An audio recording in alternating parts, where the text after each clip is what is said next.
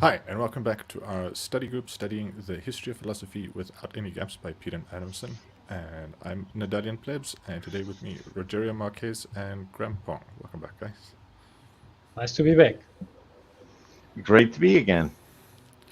Yeah, we've slight indecision about exactly what we'll talk about, so we'll see, but definitely we'll be talking about Aristotle's views on rhetoric and poetry, and we'll also be talking about Aristotle's most famous student, Alexander, and perhaps some of his other students, but we'll we'll see about that last part. So yeah. Okay, so I'll share a few visual aids in hopes to give us a bit of structure, and we can start our discussion. So, as Nerdalliun mentioned, we will for sure focus on what I called Aristotle's techniques of smooth talking, involving both rhetoric and poetics. And his most famous and greatest student, Alexander of Macedon, also known as Alexander the Great. And to start, let's go to Alexander's rhetoric. As Peter Adamson mentioned when he approached rhetoric, he gave an example of one of Aesop's fables that was supposedly used, according to Aristotle, in a court case by a kind of archon of a city that was being accused of embezzling the city's funds. And he gave this, Aesop told this fable that I have here to read, if you guys are okay with it. I also have a copy of Aesop's fables and went to fetch the complete fable. It's a short fable, as all them are.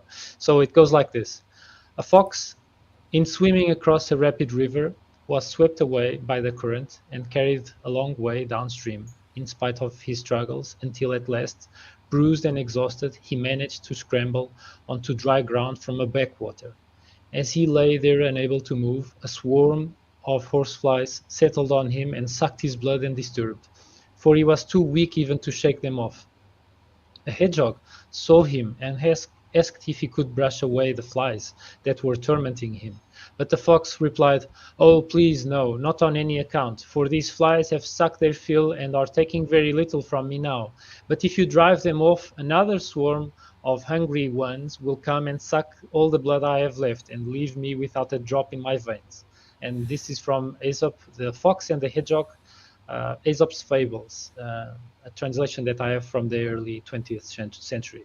And so, in the context of this example in which Aesop wielded this fable, it was to establish a comparison between the fleas sucking the fox's blood and already having their fill, more or less, and sucking very little, with this wealthy leader of that city that was being accused of embezzling funds.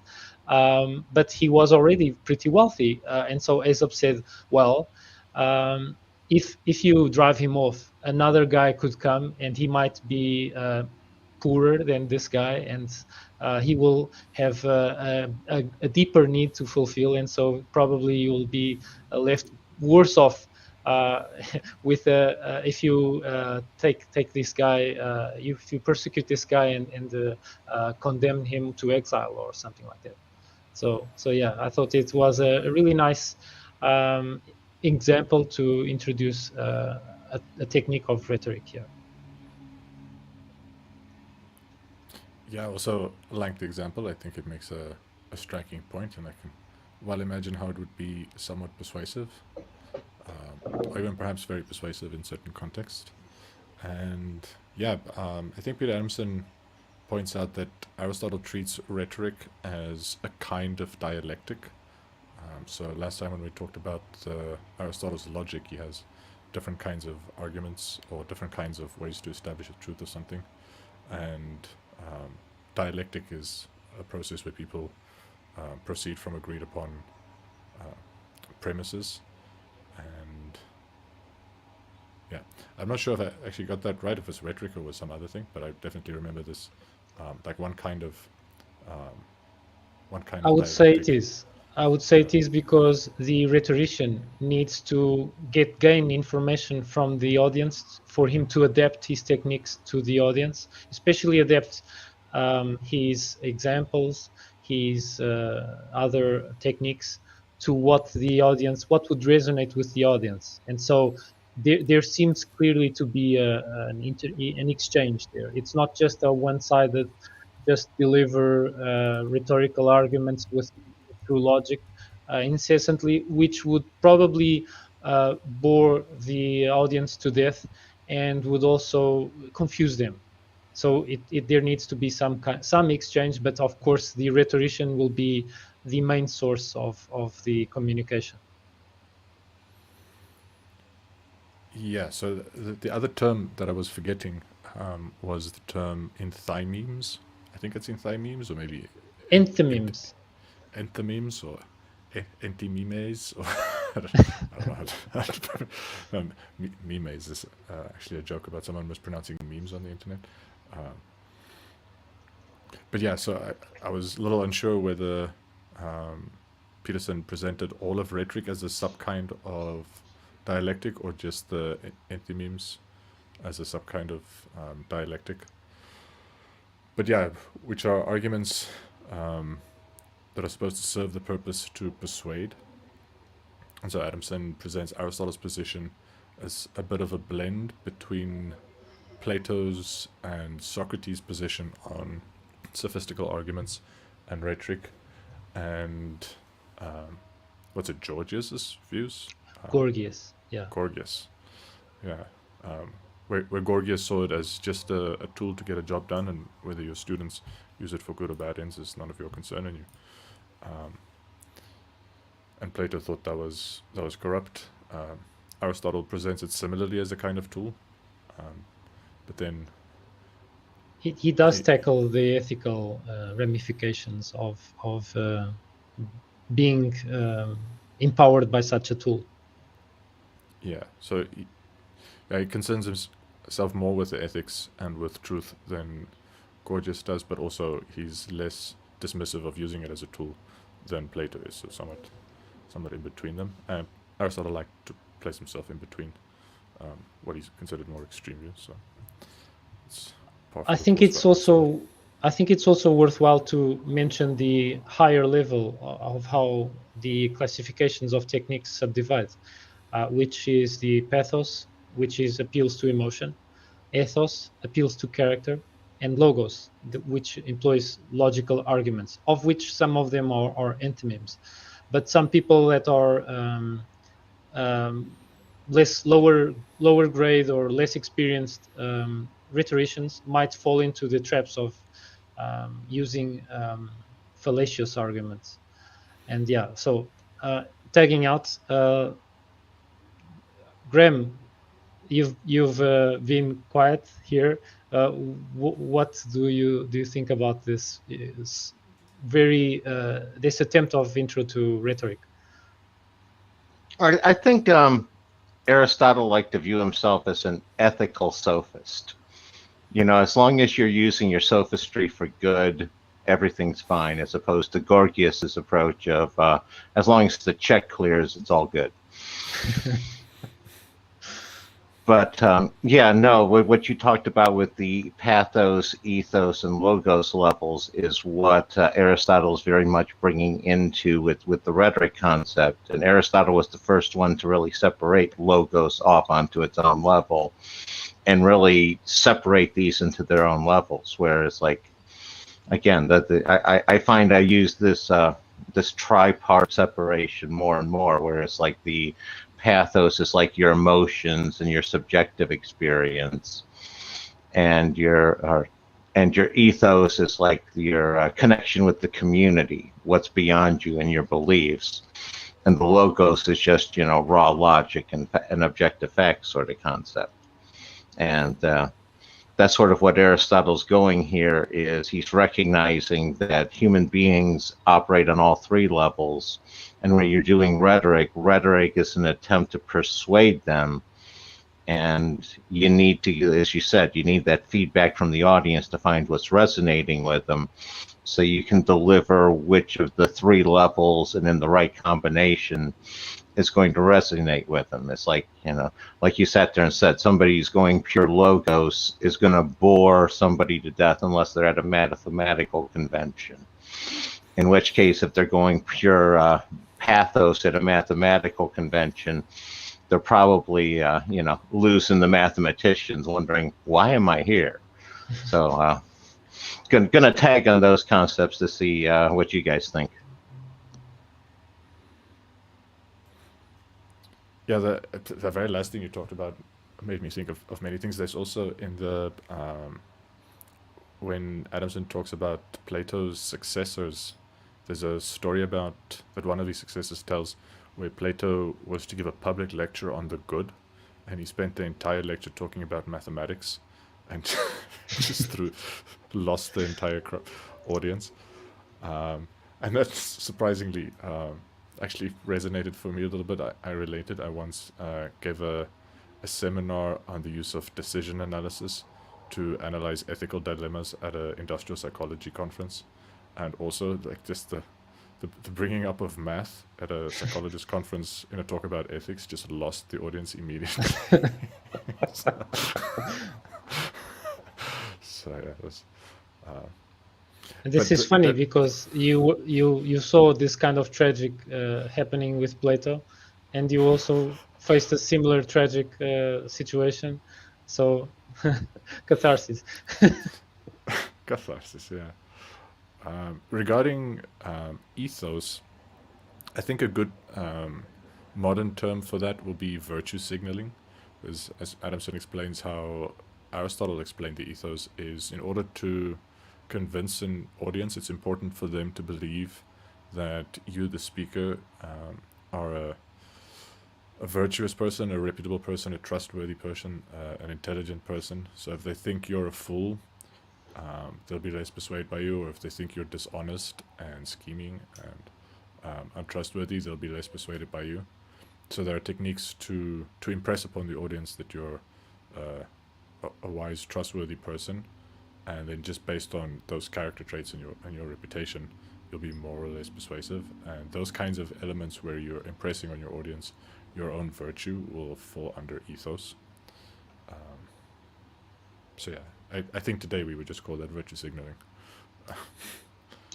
But maybe it's not just virtue signaling. It depends also if you're meeting your audience for the first time, or if your audience knows you for quite some time now, because they are like your coworkers or something, and you are trying to make a point or make a case for an approach to work or something like that. And if their image of you is more positive, that will work in favor of you, even before you start to argue. I'd say it also depends a lot of the audience, because different people might be either more logical, and so they can kind of remove the ethos and pathos part and focus on what is logically consistent, while other people that are not so logically literate, they will also kind of delegate their decision making to their feelings and their impressions of other people. And so instead of just processing the entire slew of logical arguments that one might provide to them, they kind of listen to how it sounds, how they feel about it, and how they feel about the person that is saying, the messenger, basically. And that will also factor in much more in the decision than if this audience were more logically minded. There's also this idea of making oneself seem virtuous and trustworthy before an audience. It could be faking it till you make it, which I wouldn't advise because it's not very ethical. People might end up faking it just systematically and never rising their or improving their character to match the image they are projecting. I think it's much more worthwhile to build one's character wholesomely and in a more truthful manner. And so when it comes to employing rhetoric, the ethos part is more or less taken care of because of what you basically the message that you're delivering through how you conduct yourself. And if a person, I'd say, is really virtuous, like say Aristotle or Pericles, as we can see in this this illustration here, this painting. People already look up to these people even before they start talking because of their actions. And if their actions are consistent with their lofty words, the ethos part is more or less green checked, I'd say. And well, this is what I had to to add to the ethos part, which honestly Peter Adamson didn't go much into. He kind of approached pathos and ethos, but he focused more on logos. Graham, you want to respond to that? Oh yeah. No, my take on the breakdown with the ethos and pathos is in pathos. I hadn't really thought of virtue signaling in there, but that definitely fits. The three that I normally see are appeals to authority, appeals to popularity, and appeals to tradition. It's like that's where it's I try to look at it as what falls under pathos and ethos tends to be logical fallacies that are still convincing to certain groups of people. And that's because of the authority is that whole group respect status, and that's what the people are resting on rather than any internal content there. Popularity, that whole crowd surfing answers concept, and then tradition because it's what's always worked. And on the pathos side, whenever you hear somebody talking about feeling or sense, they're kind of working on that personal subjective take, and that's just coming in as more of a pathos one, where they're using the emotional and personal experience to bypass, logical fallacies and slide those through. That's sort of my way of breaking those down. Tagging to see how those resonates with you guys. Yeah, I'm glad you brought up status because I wanted to highlight that as well as the thing that maybe Aristotle covered, but Adamson I don't think highlighted that in his discussion of ethos. So one thing is judging someone's character based on your familiarity with their past actions, but people take shortcuts to do, so they assume people with higher authority have better characters, and they'll find people with authority more persuasive just out of their just because of their role in some organizations, so their political authority or their organizational leadership roles. So that's the one thing. I think that would also be part of ethos. So if you're so appealing to your own authority to be persuasive wouldn't be virtue signaling. I think that would be something like pulling rank, a common expression for that kind of move. And yeah, so that's all I wanted to say about status. About virtue signaling and faking until you make it, I have a specific thing to say about that that's kind of generally applies to all three levels. And then I also have a thing I wanted to say about how the levels maybe aren't so clearly separate and actually interact in interesting ways, so that it's an interesting classification, but it's not the only classification one can make, and maybe it obscures some relationships that otherwise would be easier to see with a different classification. But so first,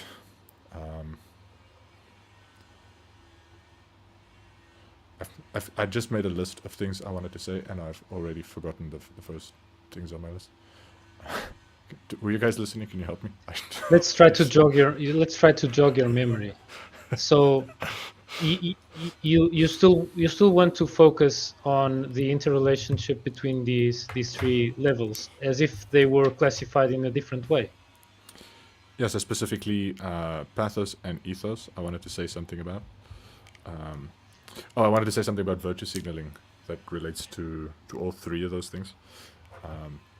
So I think the economic notion of virtue signaling is morally kind of neutral. It's just this idea that people send each other information that's meant to impress each other about the value of each other's characters. So trying to inform each other's of virtue, and that can be either truthful or it can be deceptive. And in truthful cases, it can be used skillfully or it can be used ineptly. And deceptive cases also, you could use it skillfully and ineptly. And I think Aristotle makes this point where, all things being equal, if you're arguing for the truth, you'll be more persuasive. Something that I'm not sure if Aristotle brought it up or Peter Adamson definitely didn't bring it up, is that sticking to the truth is often easier, but not always, just because there's a lot of corroborating evidence from a lot of different angles. If you make up a lie, often there's a lot of background information that you have to make to cover the lie. So there's often a lot of work to conceal the truth. Whereas if you're just talking about the truth is there to be found, it's not concealed. So it's often easier. But the faking it until you make it, some people take the virtue signaling very far, and they realize there's benefit to be had if other people are of the opinion that you're virtuous, and a lot more to be gained by just the mere reputation of virtue than there is in virtue itself. And so they fully invest their time and effort just into nursing a reputation of virtue, and no time or energy to actually cultivating any real virtue or acting in any virtuous way. And they can get a lot of benefit from that just because people respect virtue, and on the part of the audience, as long as you're convinced of someone's virtue, you'll probably act to them the same way, whether they're virtuous or vicious. So your opinion of them is going to inform how you treat them rather than the truth. So that was the one point, and then I'll just do the relationship between the emotions and virtue signaling, or pathos and ethos. I've been reading an interdisciplinary work on friendship, and one of the points they make is that among friends, people use feelings of closeness to judge how much to help their friends, to make decisions how much to help their friends, and also how much to trust their friends. And so there's some behavioral economics experiments where researchers dose people with doses of oxytocin to make them feel closer to the people they're playing the economic games with, and it's versions of the trust game. And I won't go into the details of the rule, but the trust game is such where you make decisions, and what's the optimal decision kind of depends on how much you trust your partner to reciprocate. So you make a decision and your partner has to make a follow-up decision, and they can kind of betray you and suit themselves, or they can cooperate. And yeah, your optimal move depends on how much you believe they'll cooperate, or they may cheat against you. And so giving people oxytocin and making them feel closer to the people they're playing with makes them trust those people more as well. So manipulating people's feelings has an effect on people's implicit beliefs about the other person's trustworthiness. Although, interestingly, the effect seems to be more or less subconscious in that specific example. So that if you ask those people how trustworthy the person is, they will tell you based on past behavior. So they'll use what they know about the past behavior and give you correct logical inferences about how trustworthy there is, but they'll play the game as if they trust the person. So they will feel a trust that, when they think about it, doesn't make any sense, and they will treat the person in a trusting way. They will play the game in a trusting way, even though they say that person is not trustworthy. So like trustworthiness, the virtue of trustworthiness, and the feeling of trust are not exactly the same thing. So judgments of trustworthiness and the feeling of trust aren't the same thing, but you can see how in most cases those can be quite close, and people will make decisions based on how how much they feel trust for you, not just based on how they judge you to be trustworthy. And that's really the only example I have, but I bet there are other examples where judgments of virtue and feelings towards people can be quite closely aligned, and people's decisions whether to believe someone or not to believe someone, or to go with someone's proposed course of action or not, may be influenced in a way that's a little bit conceptually difficult to tease apart the feelings or judgments of virtue. Yeah, in the Poetics, Aristotle even, according to Peter Adamson, mentions that people that can anger us the most or insult us the most are the people closest to us. So if there is a closer connection with someone, we might have a very solidified view of them, ethos, and they, by closeness, they also have direct communication to our feelings, pathos.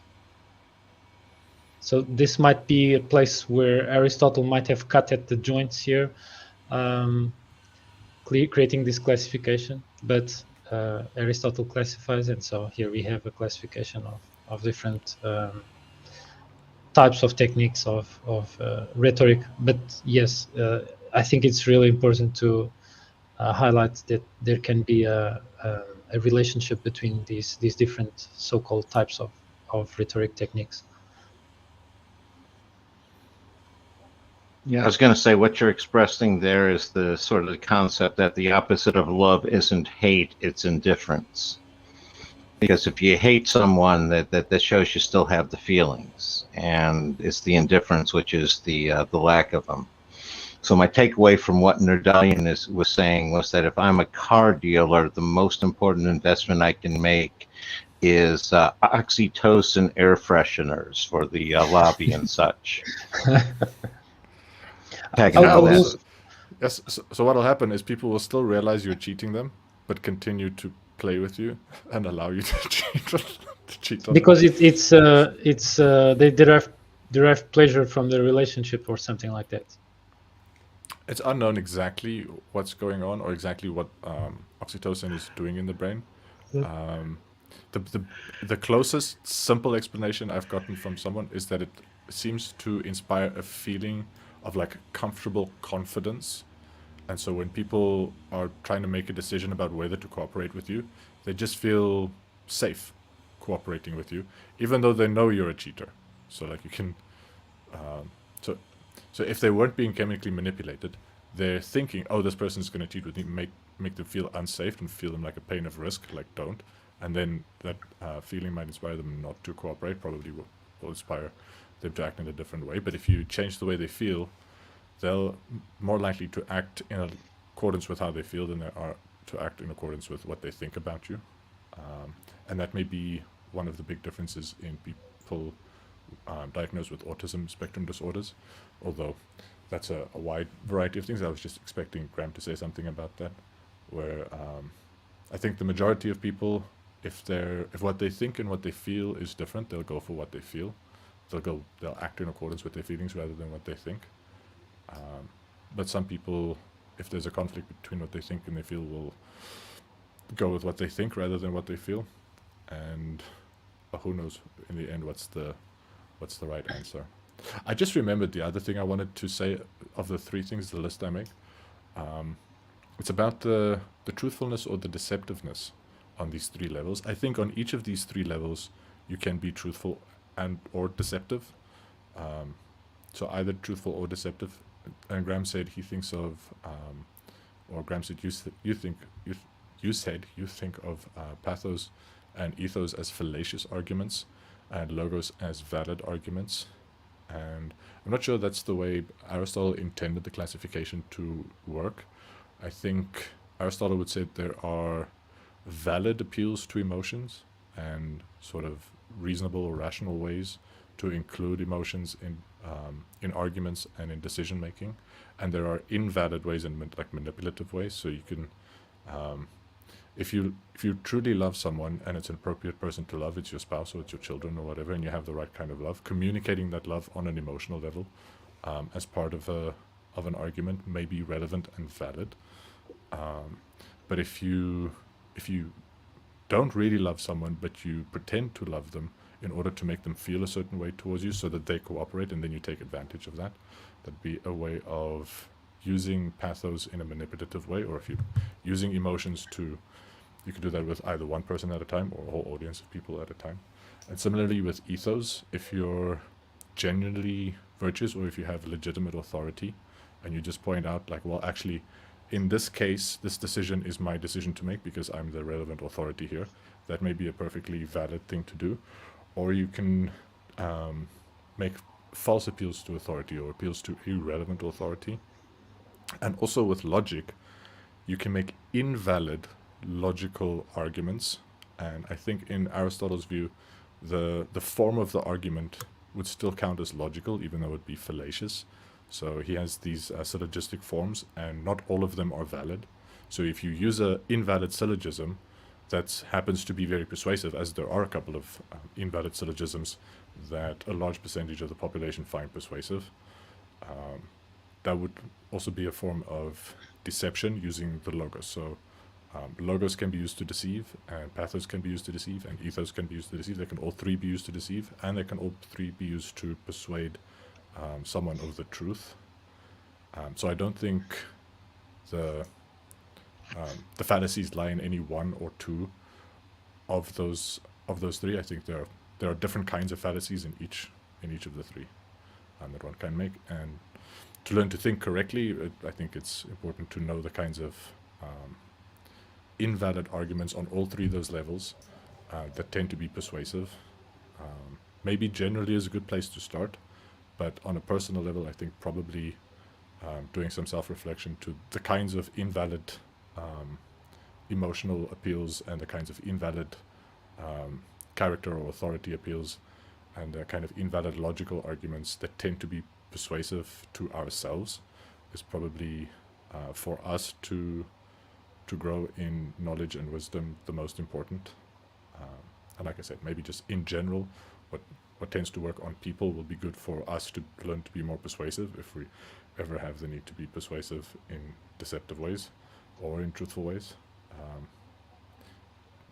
But also, since we're probably not 100% unique and share some similarities with other people, starting with what generally works may be a good place to start with ourselves too.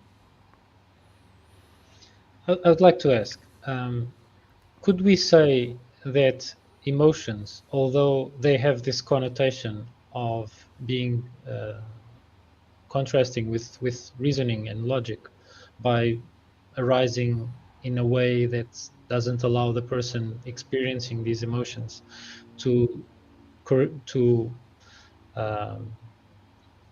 accurately know what gave rise to the emotions, and many times people have emotional states that might have emerged from different factors acting simultaneously.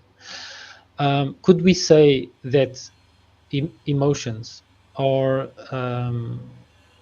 a kind of a source of decision making that we would go too far to kind of dismiss entirely, because emotions actually are a sort of a summation of different factors factoring in, and then the emotion is a bit like the overall effect. For instance, a person is walking through a bridge that is oscillating with the wind, and there's also a very attractive person of the opposite sex. This person that is crossing the bridge notice his heart rate has increased, or notice that he is feeling kind of anxious, and he cannot clearly pinpoint if it's just the bridge, the swaying of the bridge, if it's the person that is attractive, or both. But does it make sense to assume that it's a valid way of making sometimes decisions to also delegate to emotions? Yeah, I think it's valid. But I've spoken a lot. Graham, any thoughts? Yeah, no, definitely. I was going to sit there and say, I think, from my standpoint, I agree with what you're saying. I solve that problem by having three different levels of truth. You have your logos level of truth, your ethos level of truth, and your pathos level of truth. And I was specifying as far as logical fallacies. That's why a lot of they're logical fallacies that aren't fallacies on the other levels. It's like appeal to authority. It's a logical fallacy, but it's not an ethos fallacy. It's a legitimate step in the on the ethos level, and that's where I do. And it's the when you're talking about the autism, that's one of the ones is I was basically trained myself or whatever, where I see all of them as separate, and it's like I only call something as truth if all three of them stack up and agree together. And some of what Rogério was talking about with emotion, I deal with that with emotion and sense are simply the raw data that come in from experience. They're not right, they're not wrong, they're just sort of the raw inputs. And it's how we interpret and process them that is the issue. And another one is that one of the things that I've noticed is emotion tends to have a rather quantum superposition aspect going to it, like Rogério was saying, where one action can be caused by an overlay of far more than one. It could be 10 or more different inputs and emotions that are driving the one decision. So I'm going to tag on those concepts. Yeah. So decision making is a big field, and different people approach it in different way. But a very common way to parse decision problems is into two very different kinds of data. The one kind of data is of a causal nature. So, just very briefly, a way to state that would be part of the information we have about the decision, or part of the decision model, is what actions can be taken and what are the likely consequences of those actions. Sometimes those are sort of consolidated into a summary that doesn't specifically lay out different actions and different consequences, but sometimes they're very parsed out into details. So specific actions can be broken down into different, like, multi-dimensional control variables that can be changed. And then those things may be linked in high-dimensional dynamic equations, and those dynamic equations sometimes are probabilistic too. So sometimes the probabilistic models are more simple than that. They're just, these are a couple of actions. For each action, there's a empirical distribution of likely outcomes for the action. Anyway, so lots of different ways to do that, but that's one kind of information. What can we do, and what will be the results of that? And then a different kind of data that are inputs to the models of the decision problem are preference structures, or utility functions, or objective functions.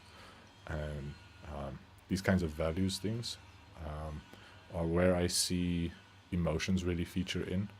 So like whether you think something is fun to do might be a feature if you're making a decision about how to spend a vacation, and your judgment of that fun will be based on whether your playful amusement emotions are aroused, like how much time do you spend smiling and in enjoyment and laughing. And so that may be a target for evaluating different kinds of vacations or amusement options. Likewise, if you're deciding who to spend time with or who to take care of, your feelings of care towards people may be part of your objective function. Or some people really enjoy feeling all lovely and feelings of adoration and cutesy, and so they may evaluate their options based on how much it arouses those kinds of pleasant emotions. And just in general, as Graham sort of pointed out, we have very many different kinds of emotions. So we have this high-dimensional evaluation, and in reinforcement learning, those would feature as reward functions. So we have high dimensional reward functions that we're trying to optimize, and our reward functions are just a different part of the decision model than the state space model, or the state transition model, the dynamic model, the causal model. And you can conceive of your own preferences also in this empirical way, so you could just take it as empirical fact. I have these following preferences, but preferences can also change. And so we can also have preferences about what kinds of preferences we want. And so there's Aristotle talks a little bit about this, is a cultivating of the right kinds of preferences, like cultivating feeling anger at the right kinds of people for the right kinds of reasons in the right amounts, and showing them in the right way in the right context. And the question is, okay, how do we evaluate right anger? And that kind of goes higher up. But yeah, it'll be a long time until I think about David Hume comes around, where he makes the point that the passions are the source of what we care about, and there's a logical distinction between what we care about and what we think is the case. And so we can argue about what is the case or what is the likely consequences, and still we might end up wanting different things. It's like the same consequences may arouse different passions in people, and yeah, they may arouse several different kinds of passions all at the same time, which complicates things greatly. But like a decision-making agent that doesn't care at all, that doesn't have any kind of reward function, that only has a predictor function, doesn't have a way to learn. Like reinforcement learning agents, they use the reward function as central to the learning process to get better. And if there's no reward signal for anything, if there's 100% pure indifference to everything, then there's no basis to learn on. And even the simplest models of intelligence that try to reduce all of it to one objective still has this reward objective. And there's a bunch of problems with that. It only goes so far. There's some things it can't explain. I'm specifically thinking of predictive processing models of the brain. There are specific examples of things that just can't explain. And the specific examples are examples where it's easy to show that people learn based on emotional experiences in ways that can't be made sense of. If you just assume all that people are trying to do is to reduce their uncertainty, because that's not what people care about. Uncertainty is just one of the things people care about. But yeah, Antonio Damasio wrote a big book. He's a neuroscientist that did a lot of pioneering work in the neuroscience of emotion, called Descartes' Error. And he ascribes to Descartes this doctrine that emotion is nothing but a source of error, and the way to become more rational is to delete all emotion from your life entirely. That view is misascribed to Descartes, I think. I don't think Descartes had such a extreme So view. he's strawmanning Descartes. Yeah, a little bit. But so, like in popular culture, I think it's Picard in Star Trek. It's or one of the others. We have the Vulcans. Vulcans. Spock. Spock. There we go. I don't watch Star Trek, so forgive me. Uncultured, yeah. Spock in Star Trek, supposedly an example of this purely rational, emotionless person as an ideal to strive for. And it doesn't work. Yeah, it doesn't work. You can't have ideals. It doesn't even work in fiction. They still do care about the things. Like it's impossible to portray an agent that has no preferences. Like if you don't have any preferences at all. But if you don't have any preferences at all, isn't this what we call people that claim nothing gives them pleasure because they are depressed? That's a severe mental illness. Like that's very debilitating. That's part of what Damasio was arguing.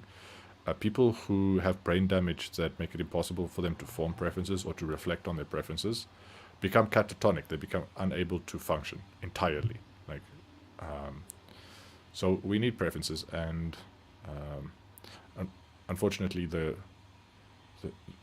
number of different resources we form preferences over, and the kinds of resources, and the time frames over which we form resources, we form preferences over those resources. Sorry, that sentence was a mess. I'm just imagining the transcript of that one is a nightmare. Yeah, no, just the complexity of things we form preferences over is such that I think we've evolved heuristic shortcuts to get a general overview of how we feel about things, and we call some of the common, just generalized heuristics, heuristic evaluations, emotions. So there's a broad class of types of evaluations that we feel that we call anger. Similarly, a broad class of types of evaluations we feel that we call fear, and similar for joy, for sexual arousal or whatever. Yeah, and we apparently share those mostly with most people. Like there's a great degree of similarity between other people. Also seem to be a great degree of similarity with animals. So it seems to have been an evolved thing. And when psychologists and neuroscientists say we're born with something like instincts, I think the capacity to feel those kinds of feelings and maybe a predisposition to feel those kinds of feelings towards specific kinds of things is what they refer to. So I think we have instincts for the kinds of things we're likely to learn fear for, and it's difficult to condition fear for some things. You can condition fear for some things, but there appear to be a couple of things that serve as unconditioned stimulus for fear. And yeah, I think I won't go too much further into the neuroscience, but just generally, pathos is an integral part of decision making, and you can't become wise without learning about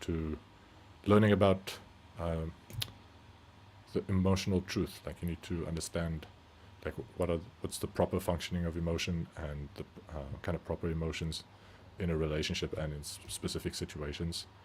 And if you get that wrong, you can have all of the correct beliefs about all of the astronomical facts you want. Your relationships are still going to fall apart if you're an emotional mess.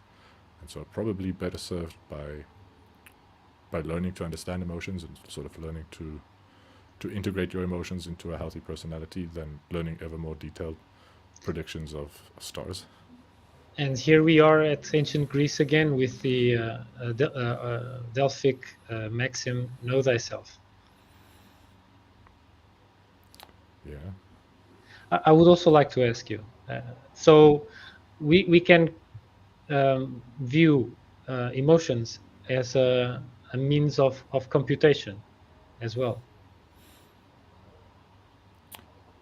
As a means of computation, well, you can definitely do computational models of emotion, although a lot of people don't think that's possible. But I think the way I think about things, and this is just me, I'm just a nerdy pleb, no authority on the subject. I think the place in computational models to elaborate what emotions are doing are something like the reward functions in reinforcement learning agents. So some of the mathematical models for that would be the Bellman equations. They include a function that in AI reinforcement learning algorithms is called the reward function. I think in operations research literature it's called a different name. I forget what the name was. But essentially that's the function that tells the agent or the learning agent or the decision making agent the value of things. Is it good or is it bad, and how good is it, how bad is it? So a number that represents this is positive 10 good or this is negative 10 bad. So that thing, except things can be good or bad for people in different ways. So lovely is a kind of good, and sexy is a different kind of good, and amusing is a different kind of good, and we feel those as different things. Tasty is a different kind of good. And then there are different kinds of bad. So disgusting is a different kind of bad from scary is a different kind of bad from outrageous. So we have these different kinds of goods and different kinds of bads that we really need different dimensions. So you need a whole vector instead of just a scalar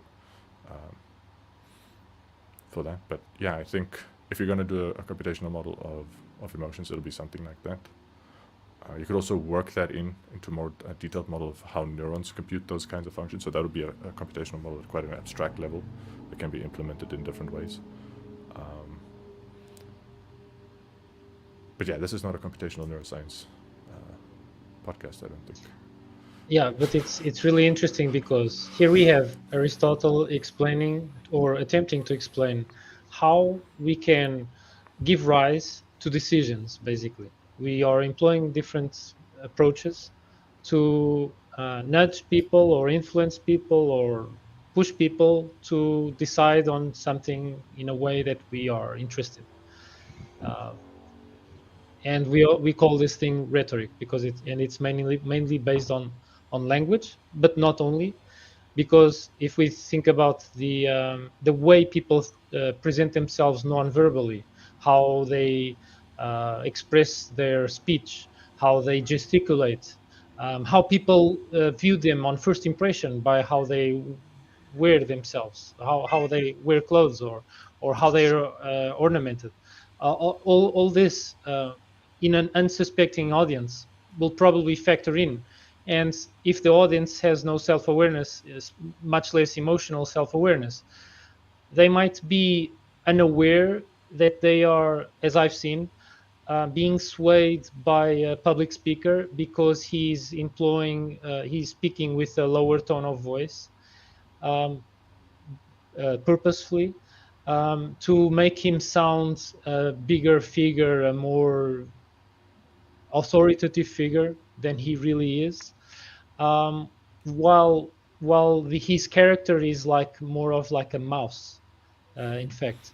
And I've seen this happen here in my city. I've seen a guy that is a dinosaur of politics.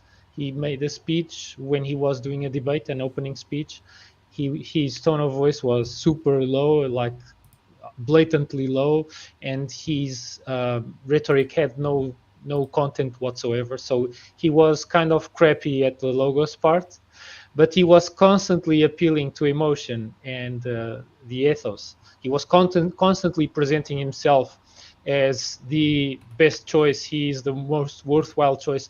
But then he is an unremitting and uncontrolled alcoholic, and people fell for him several times. And only recently did we manage to vote him out. I hope for good. And so this is a really tanned example of rhetoric being used against the common good of the people, because, well, if we use whatever concepts there are of judging leadership, uh, is the guy competent in what he does? No, he's incompetent. Does the guy have qualities of character that are necessary for leadership? Uh, except this rhetoric that is focused on ethos and pathos, he doesn't have anything. Does the guy have a nice network, social network? Yeah, he does have, because he's a political dinosaur. But overall, his influence was arguably null or negative to the flourishing of our polis. And so this is, well, what I had to face in the previous decade, basically. Graham, would you like to ask anything or add anything? I got a couple of things to add. The first one is your politician there reminds me of Marion Barry, who was the mayor of Washington, D.C. And he ran into some political issues when he was caught in a hotel room with a prostitute smoking crack and ended up going to jail for that one. So, but on the recovery one, when he got out of jail, they reelected him mayor again after that. So, yeah, I guess his constituents could relate to him more at that point. But I was going to say, my take on the whole emotions situation is emotions process raw facts, and it makes judgments over them. And that's where it comes into the preference structure. That's driven by emotion, and it's the possibility curve, which is the objective facts, that the preference structure judges over. And that's where the two of them come into the interplay, is the feelings are the preference structure, the objective facts are the possibility curve. And that's where the judgment comes in. So that's sort of my take on it. Going to tag on that. To add to what you just said, I would say that people, metaphorically, as if they have a spreadsheet in their mind, where they weigh their emotions, how they feel about stuff, how they think about or feel about people that are related to the things that they are thinking about, even maybe the people that are making a case, and also the sensory inputs, logical demonstrations, what's going on with the dialectical arguments.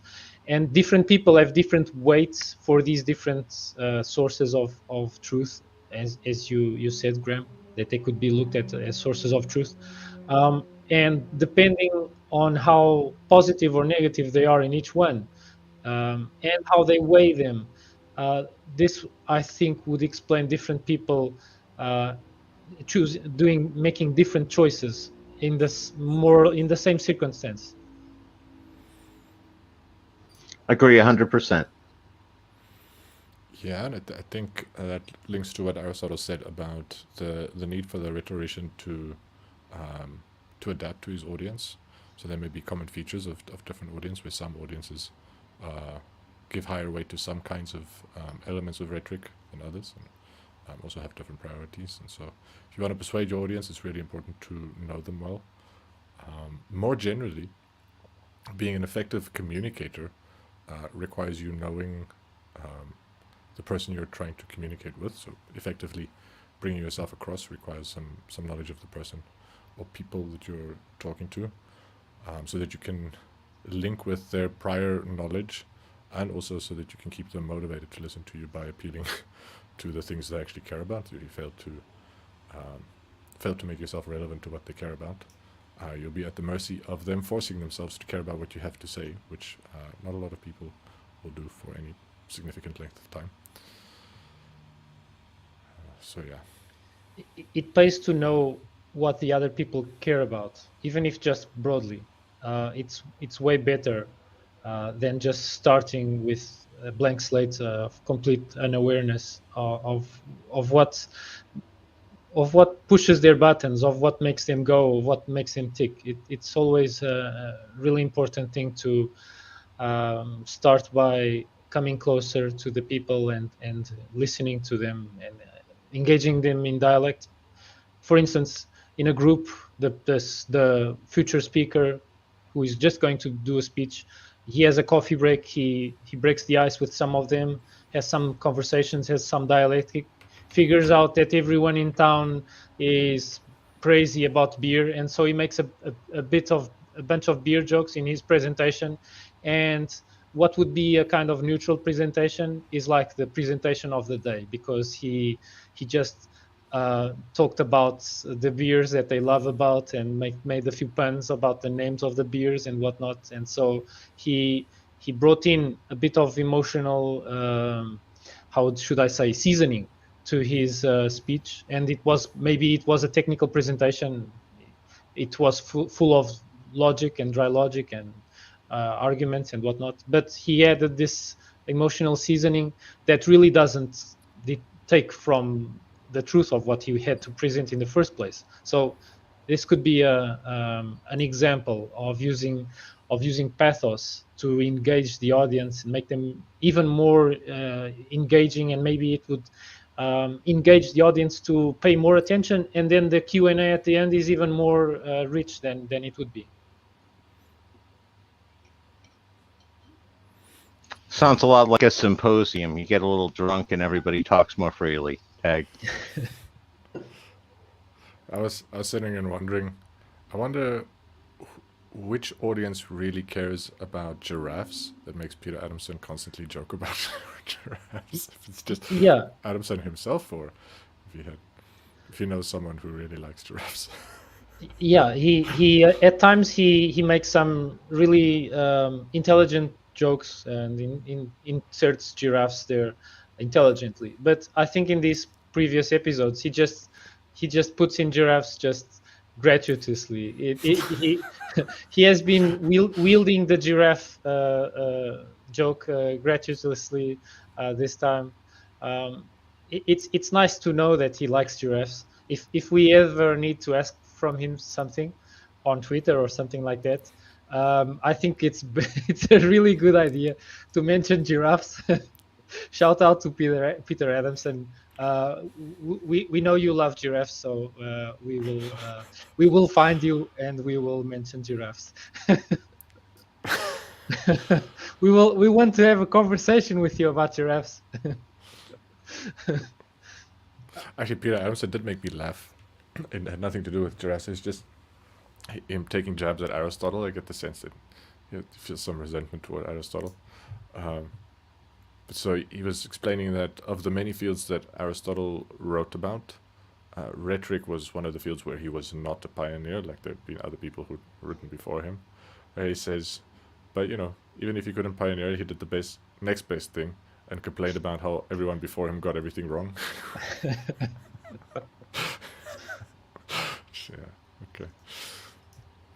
If we can, I think it would be useful also to focus a bit more on the logos part, especially because Peter Adamson also kind of made a point to almost only focus on that part. And I think it's a bit more fleshed out in his episodes than the others, and arguably justifiably so, because it has a bit more technical, I think, considerations in logic wise to tackle. What do you guys think? Yeah, sounds good. Okay, so I'll just summarize a few subcategories of the logo. So Aristotle, as being a fan of classification, he likes genera and species and sub and sub and sub and subdividing box in boxes all the way down, boxes all the way down. So underneath logos, we have examples like the one that I alluded to in the beginning with the Aesop's fable. Basically, if we see that the case that is being presented lends itself to a story or an example or something similar that happened in the past, where the outcome was favorable to our case, it might be a good idea to do some storytelling, especially if the story isn't too alienating to the audience. So maybe people were in Aesop's time receptive to fables involving animals, maybe not so much with adults nowadays, but in his time he saw that it would work, and so he conjured that example. Then there are demonstrative arguments, so arguments following rules of logic outlined in the posterior analytics of Aristotle. So they start with first principles. They follow universal necessities and other considerations for obtaining the highest certainty of truth logically possible and technically possible. Then there are dialectic arguments. So argue from agreed premises. They are called these ones. They are called endoxa. And then there are enthymemes, which are what I understood as if they are kind of incomplete syllogisms, where we give people the premises and we kind of give them as if an IKEA set of making a conclusion, and people will follow. If they follow these premises, there is a likelihood that they will reach the conclusion that we are aiming for, and this will perhaps be more influential because it's not as if we have imposed the conclusion on them. We gave them a set of premises for them to work with, and assuming that it's not a overly complex set of premises, it's a in accordance with their skills in logic, they kind of leap to the conclusion or step to the conclusion, and by doing so we kind of seemingly engage the audience, give them a chance to contribute, to shine. We kind of honor them by respecting their intelligence, for they are free to complete the syllogisms in their minds.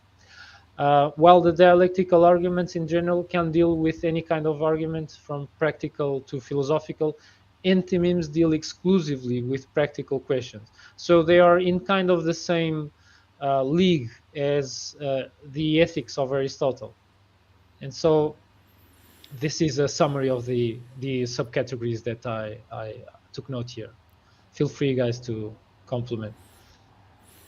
Yes, something that stood out to me about the enthymemes is Aristotle's point that because they're about practical concerns, it'll usually be impossible to reach the same kind of certainty that you can with demonstrations, with logical demonstrations. And so there seems to be in Aristotle a recognition for something like probabilistic or at least plausible reasoning. So where you're trying to come to probably correct beliefs or probably correct conclusions that are at least better than your other options, but not necessarily certain in the way that his epistemology was meant to arrive at certain knowledge of natural facts. Yeah, that was just an interesting note to me. My internet connection was a little unstable during that last thing, so I missed some of what you said, Rogério. Do you mind doing a very brief A summary of the summary. A summary Yeah. of the summary, just the Yeah. just the words, just the kinds. Yeah, so what I mentioned was examples like the Aesop's fable that we started our session with, demonstrative arguments where we really flesh out the arguments based on the rules of logic as outlined in the posterior analytics.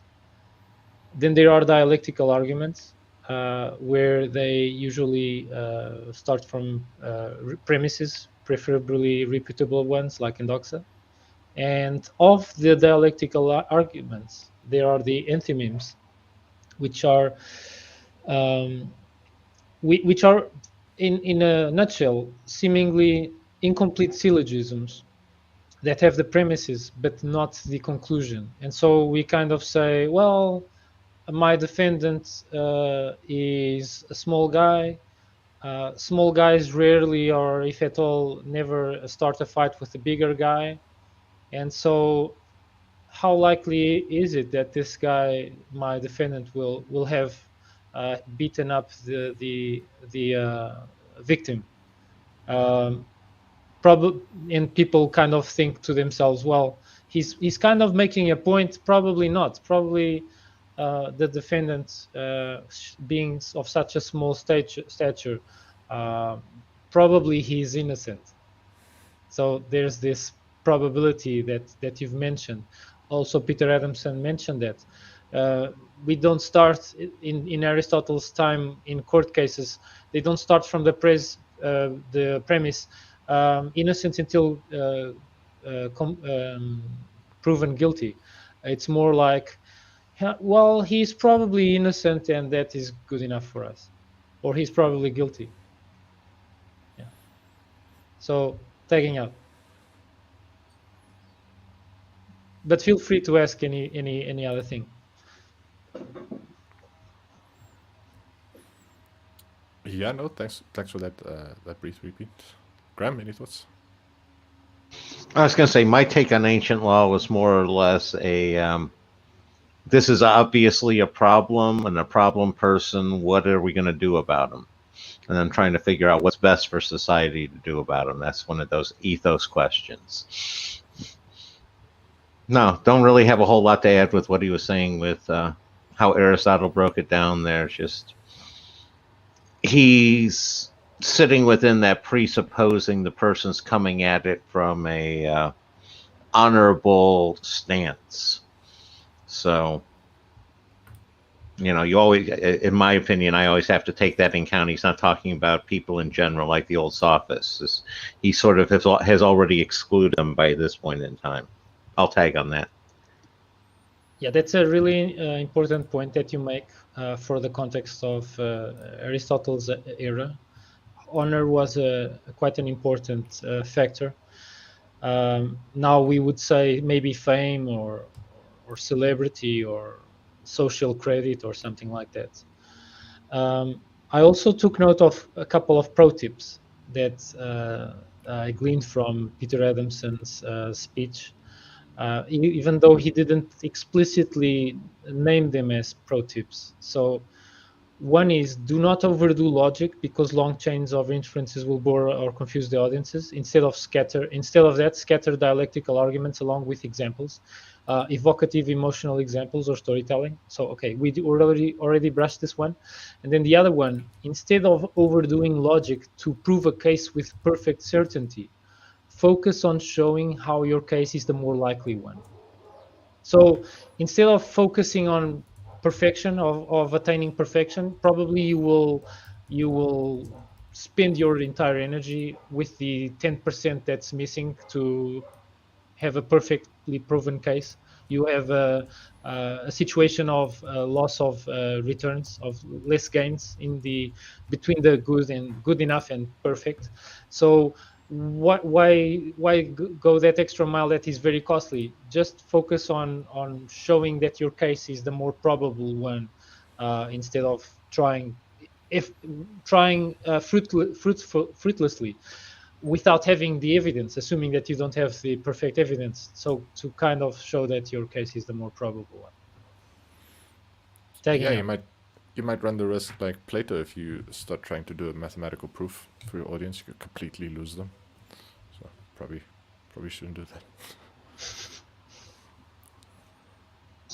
It's the old, I don't have to prove I'm right. I only have to demonstrate you're more wrong. Okay.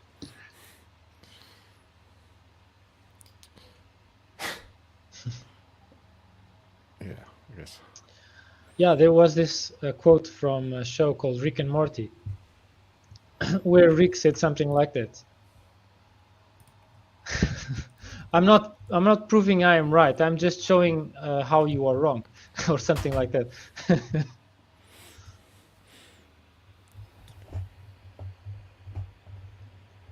I also brought a few fallacies here.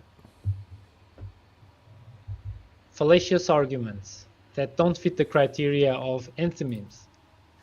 So there is the non sequitur, which occurs when the conclusion does not logically follow from the premises. The argument lacks a valid connection, which makes it weak and unsound. An example here: all cats have fur, therefore all dogs can fly. So then there is false cause, called also post hoc. This fallacy assumes a causal relationship between two events simply based on their temporal sequence. It wrongly assumes that if one event follows another, the first event must be the cause of the second. For example, I wore my lucky socks and we won the game. Therefore, my lucky socks caused us to win. Yeah, so we can kind of see this happening when superstitions arise, and also with astrology. Then there is hasty generalization, which involves drawing a broad conclusion based on insufficient evidence or a small sample size. It jumps to a general statement without considering enough specific instances. Aristotle never did this. Here is an example. I met one rude person from that city, so everyone from that city must be rude. Or in Aristotle's case, I once met a Persian. He was a slave, so all Persians are slaves. Then there is the ad hominem. We all know what's an ad hominem. So moving on to the next, false dilemma. This is a fallacy that presents a limited set of opinions, as if of options, as if they are the only possibilities, and mutually exclusive. Added to that, creates a sense of urgency or pressure to choose between the provided options, even if they are not exhaustive. For instance, either you're with us or against us. And so, yeah, these are the kind of logical fallacies. Some of them, this last one is for sure used by car retailers. The ad hominem is used all over the internet. It's very abundantly clear that it's used. Hasty generalization by superstitious people and conspiracy theorists, and false causes as well. While the non sequitur, maybe it's more used by children, not so much by adults. Like my parents said that Santa did his travel in during Christmas Eve, and so therefore I have my present there next to the tree. Something like that. Yeah, non sequiturs can get on my nerve quite a lot. So I've had conversations with people where I was making a point, making an argument, and then rather than refute the argument at all, they just change the subject while kind of making it sound like they're still talking about the same thing. So just I think that's talk. the red herring, isn't it? So I think red herring and non sequiturs are related, but yeah, I Because think they that's kind of attract you to another thing, even without your awareness necessarily. It's kind of manipulative. You think you're still arguing related to the same arguments, but they change the goalpost, as to speak, so as to say. Yeah, I would say moving the goalpost or a conversation pivot would be another good description of it.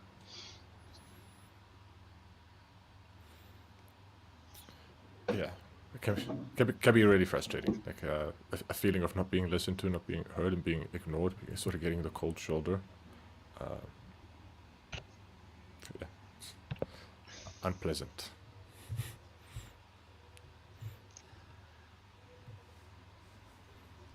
Okay, so what do you guys think? Shall we move to the poetics? Yeah, I'm ready to move to the poetics. Sounds good to me. Okay, just to give you a bit of context of this painting, try not to focus on the audience of the poetry too much. Otherwise, because we need our minds sharp. But having said that, often poetry in ancient Greece was accompanied by music. They were very much linked. It would be fairly common, maybe even all the time, when Homer's Iliad and Odyssey was being declaimed by a rhapsodist, which is the guy with the lifted arm, is a rhapsodist. They would often be accompanied by a lyre player or a chorus sometimes as well, maybe even the aulus or something like that. And so music and poetry were very related, very linked, and thus when Plato talks about poetry, he also discusses music and musical modes in his Republic. So yeah, it's almost in their age. It's almost, as I've understood, very difficult to disentangle both from one another. So I'm curious what you guys think about that. If you ever knew about this kind of relationship.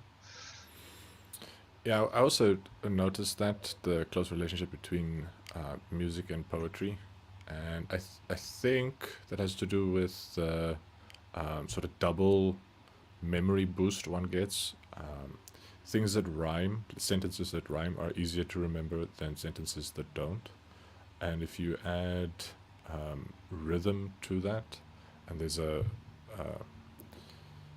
meter that's repetitive, it can also be easier to remember the stuff. And if I think melody makes it emotionally salient in a way that also makes it more easy to remember.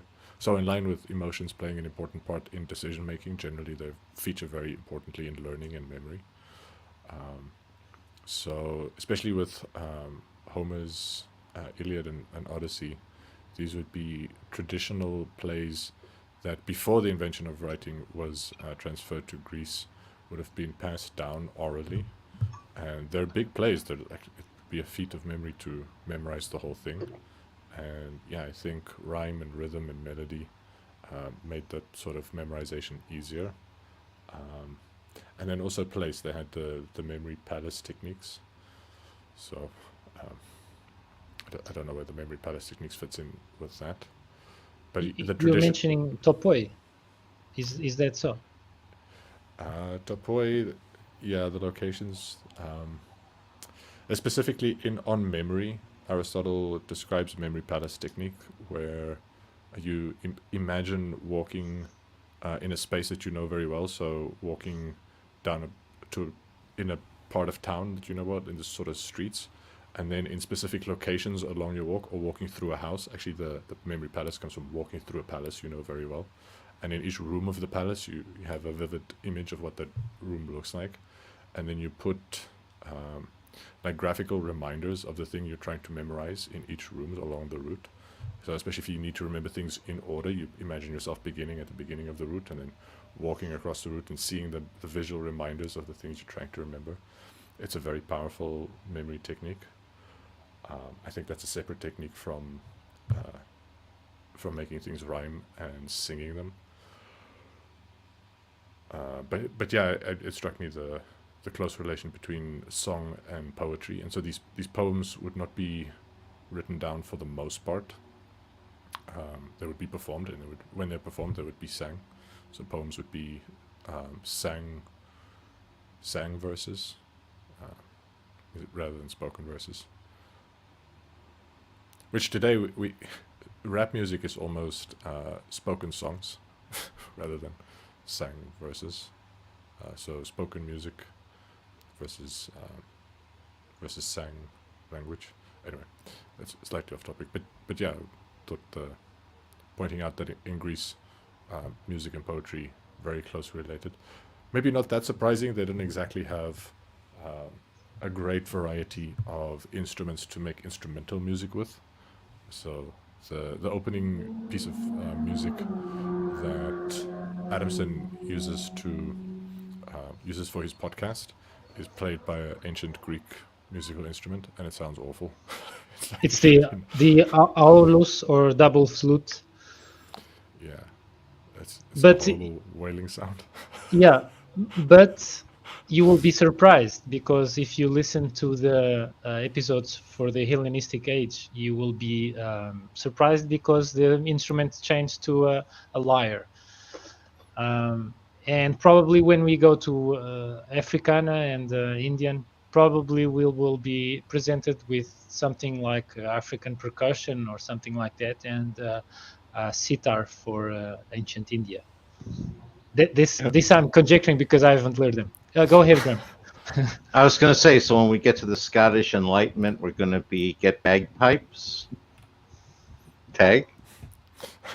Yeah, I truly hope so. Yeah. Also, let's see what I have here on my notes. So the Rhapsody is a classic Greek professional performer of epic poetry of the 5th and 4th centuries BC, and perhaps earlier. When I studied Hesiod, I was pleasantly surprised in these lessons that I was taking on Hesiod, where the teacher mentioned that before poetry was committed to writing, and Homer's works were among the first to be committed to writing. There were kind of like rap battles between rhapsodes, and instead of battling against each other to see who could insult each other more elegantly, like current contemporary rap battles are aimed at, they would compete each other to see who could praise the gods more eloquently, more elegantly. So they would shower the audience with a torrent of epithets regarding the god that they were trying to praise, and often the people that the rhapsode that had more epithets in his memory, that he could give a more praiseworthy account of the god, more glorious account of the god, would often win the competition. I found that a really interesting cultural phenomenon of ancient Greece, which returned in another form, basically. As you also mentioned, rappers being kind of the modern day poets, because even though rap isn't per se technically sung, it's accompanied by music. It's in verse, of course, most of it. And because of being through verse, people can memorize the lines quite rapidly, and also sing or talk or rap along, as we could say. moving on to Aristotle. Aristotle emphasizes the ludic aspect of poetry, which is the educational aspect of poetry. His final book of the Poetics discusses the educational aspect of poetry. And it can also give rise to a kind of emotional purging, as Aristotle says, catharsis, which is actually, which could be actually translated by as purification, cleansing, or purgation of thoughts and emotions, and to a resulting emotional state that results in renewal or restoration. So I kind of imagine people being emotionally constipated, and then they look at, they witness a play like Euripides' Oedipus. They see everything unfold, they see the tragic end, and then they kind of feel pity for the guy, but also fearful for knowing that the gods could mess with them as well, like they messed with Oedipus. And so they aren't kind of choking on their pity in a unhealthy way, so to speak, like Nietzsche wouldn't want us to choke. But they kind of feel the pity all at once, and then they just stop feeling the pity because it's over.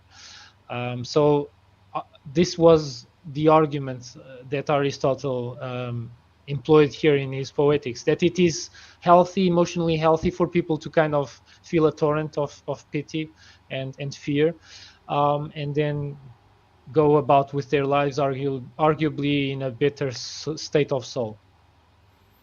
And so taking out, let you guys compliment or comment if you guys want.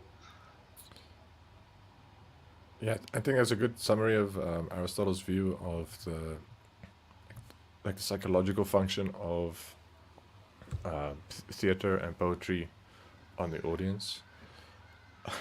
I like the way you summarize it, though.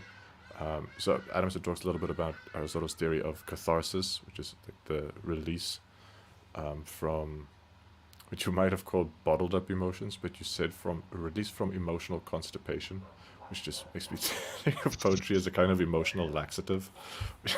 Exactly. Which is it's very amusing to me. I think I kind of drew from some guys from the East that said that people, if they are only living in an intellectual kind of frame of mind, they never kind of express their emotions intensely. They are equivalently have their minds constipated. So yeah, probably it was this reference. But go ahead. Yeah, I was gonna say I think Aristotle missed a lot of the function of poetry and theater in general, but just trying to explain why it gives people pleasure. Like it's clear it gives people pleasure, and I just think it gives people pleasure for more reasons than just from relieving them from constipation, from emotional constipation. Yeah, I wonder how many people were relieved of sort of more classical bowel constipation during those things as well.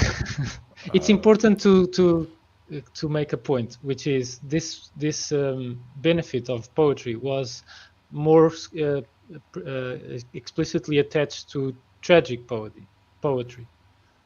Tragic poetry, yeah. So not the comedies or epics. Or epics. What was I going to say? Oh, I saw a tweet about an early theater, like before some of the laws were passed about age restrictions. One of the theaters said there was a famous classical horror that aired, a very gruesome horror, and the theater made a public announcement and said, despite people's concerns, it's fine for children to attend it. The vomiting would be a problem for the children. So I was thinking about constipation. Like, well, theater can make people vomit. It can make people cry. Like, will it be laxative? South Park has a joke about brown notes, I think. But yeah, that's a bit off topic. Graham, do you want to save us and elevate the conversation? Well, I'll do my best.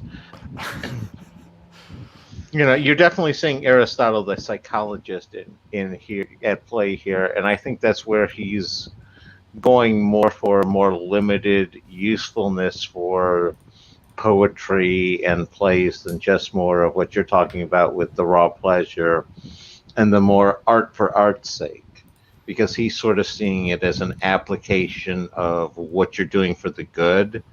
And if you're not following it for the good, what are you making the poetry for? So it becomes that falls out of the list of things to do, I think, for Aristotle, if you're not doing it for those reasons. And I think part of the point of the tragedy and the catharsis is you go through something like Oedipus and you get to the end and you go, my life really doesn't suck that bad.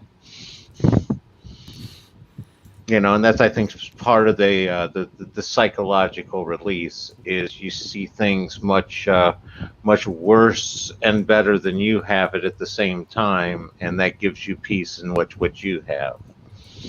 And with the tragedies, you're avoiding the comedy aspect of laughter is the best medicine, which you can do things through laughter that the tragedies you can't accomplish that way. So I'm going to tag on that concept because it's coming up. Thank you for raising that point.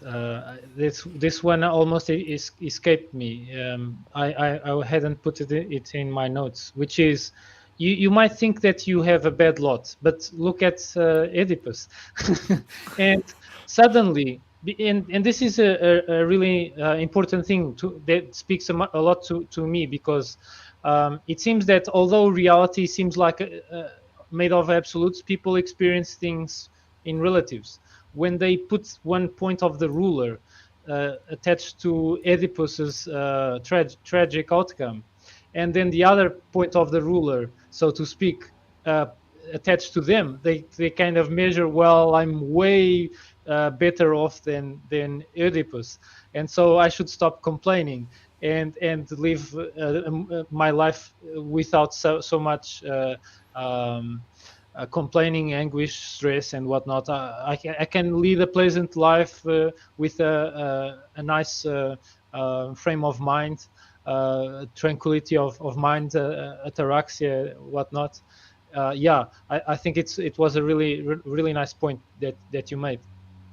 I also have here a summary of the types of poetry, but let's Nerdalliun comment if you want to add something. Yeah, so what I'm thinking about that is I've definitely experienced the benefit of that in the past. So especially historical struggles, reading about tragedies, they can be quite awful, but they also sort of place my own life in perspective.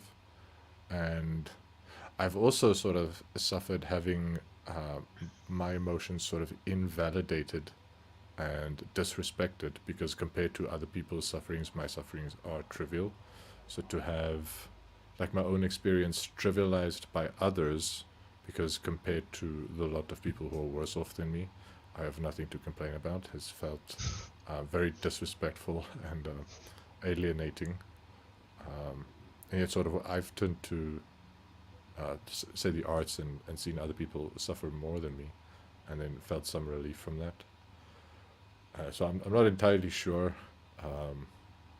like what's going on there, if there's something more about the being shut down and disrespected by, and then just the comparison to other people who had a worse lot than me being just the method to being shut down and disrespected, versus there being something to respecting feelings as they are, or respecting feelings even if there are people who have more severe circumstances and maybe more understandable if they would have those kinds of feelings. You raised a really interesting point, Nerdalliun, which is when you see people's stories that are way worse off than you are, and so you kind of think, well, I have these feelings that are attached to my experience, and so am I wrong to have these feelings? And yeah, it's a really interesting point, but which prompts me to ask, isn't this kind of like a bitter truth that you're kind of confronting yourself with? And maybe better off to kind of face it head on earlier on in your life, and kind of see, okay, yeah, well, I have these feelings associated with my experience, but if I had another experience like these starving kids in a very poor country or whatnot, maybe I would be feeling different feelings related to a different experience, maybe even more intense feelings, even more intense than those that I'm feeling. And so, isn't this kind of confrontation with a bitter truth, although it's unpleasant, wouldn't it be perhaps a possible source of kind of therapy? Because it seems that some philosophers even use this as a technique to they confront people with bitter truths systematically and over time, and then they kind of stop associating such intense feelings with these more mundane experiences that are not so bad at all. And so progressively over time, even though this kind of you're feeling maybe your feelings invalidated, maybe it could over time help give you a tougher skin.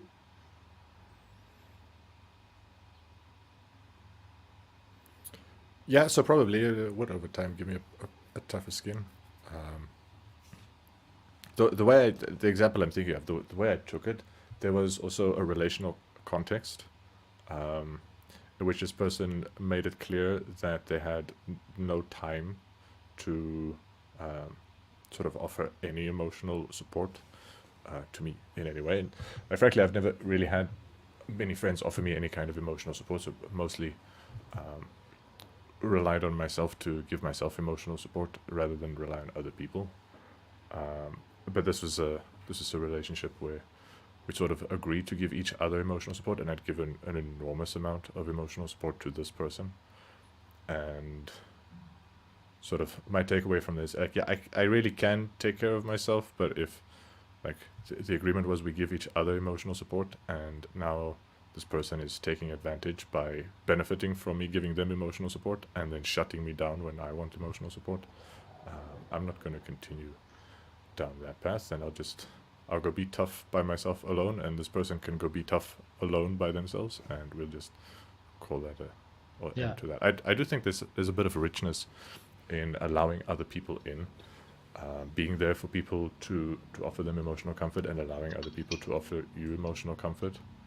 And tough love has its place, and say, now's not the time for feelings, toughen up and carry on, shoulder to the wheel, and do the work. But I also think there's a place for really connecting on deep emotional levels with people. And yeah, sort of thought it was connecting deeply to this person to a certain degree, until enough times I figured out, like, no, this relationship is about them and their feelings, and there's no space for me and my feelings. So that's a bit of context to the specific example I was thinking of. There's though there's also kind of betrayal going on there. It's not just, well, there's other people that are worse off than me, but there's this person who I trusted, because we kind of established some kind of relationship agreement, and this person just decided to void the agreement on their own terms, with and so yeah, this is to me, what I'm interpreting is you also experienced betrayal. Yeah, yeah. At first, I mean, later it was just sort of coming to terms. There was less betrayal and more hypocrisy. So a pretense of being there, and then just a reality of not being capable of being there. So I think this person is just being unable to provide the kind of emotional support that the person sort of promised to give, and not with an intent to betrayal, just out of a desperate need to get that kind of emotional support. So, kind of saying, saying what needed to be said in order to get their needs met, and they're not following through on that, not being able to follow through with what they said. So yeah, betrayal, but I think betrayal is maybe a grand word for it. I think it's just more mundane hypocrisy and vanity. The way I would Ed, describe it go ahead. is, yeah, the way I would describe it is the betrayal was the first contract violation. In essence, it's a contract violation. You both agreed on the emotional support, and the betrayal happened when you realized that contract wasn't valid. And after that, there wasn't the betrayal because you realized it just wasn't going to happen at that point in time. The other thing I wanted to add is about the tragedies like Oedipus. There's another aspect of it besides, about, my life isn't so bad, is the be careful of what it is that you wish. Yeah, you think it's all great to be a king and have hot sex with the queen, but see where they got Oedipus. Peg. That's a really interesting point that you make.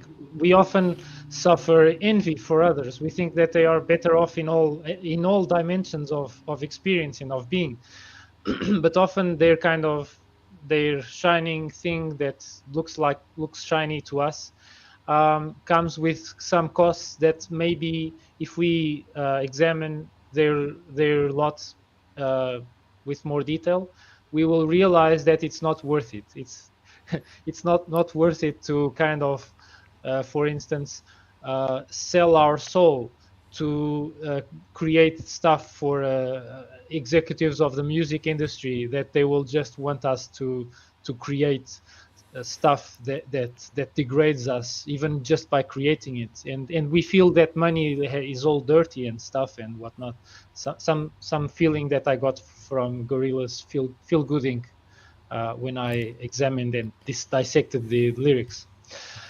I would also like to tell you, Nerdalliun, that having said what you shared, I hope that you learn from your experience more than you kind of grieve from it. It's always natural to grieve from stuff like this that happens, but stuff that kind of tempts us to feel more down. It can also help us to build character, and if you can emphasize the character building part, that's for the better.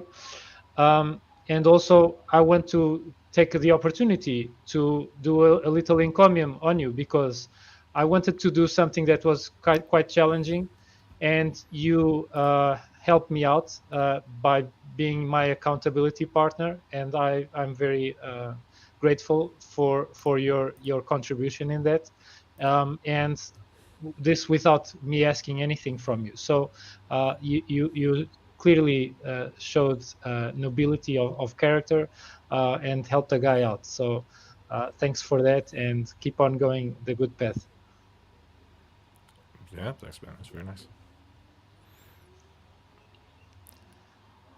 Shall we mention other things that are clear with poetry, tragic poetry especially, which is the characters don't realize the entire truth of what's going on, like Oedipus, and there are these changes of fate, that something might happen that gives them a better lot, or that gives them better fortune or worse fortune in the middle. But it also might be that Oedipus is the entire time married with a woman he loves, but the entire time the woman is his mother, and he only realizes it after going through a lot. And then when he realizes it, he's so utterly his spirit is so utterly broken that by knowing this, his mother commits suicide, and he blinds himself with her brooches. He basically plucks his eyes out and relinquishes his estate as a king and his kingdom, and just goes around as a beggar, as a blind beggar. And so there are things that might be happening in our lives. We might be having relationships with other people. They are projecting a kind of image, a better image, and also we might be projecting inside our own mind of a cave, a kind of doll of that person that is an idealized version of what that person really is. And if we do not examine what's going on, either within our minds, emotionally and rationally, and what's going on in the outer world by examining other people's character a bit better, we might have these kinds of reversals or realizations all of a sudden.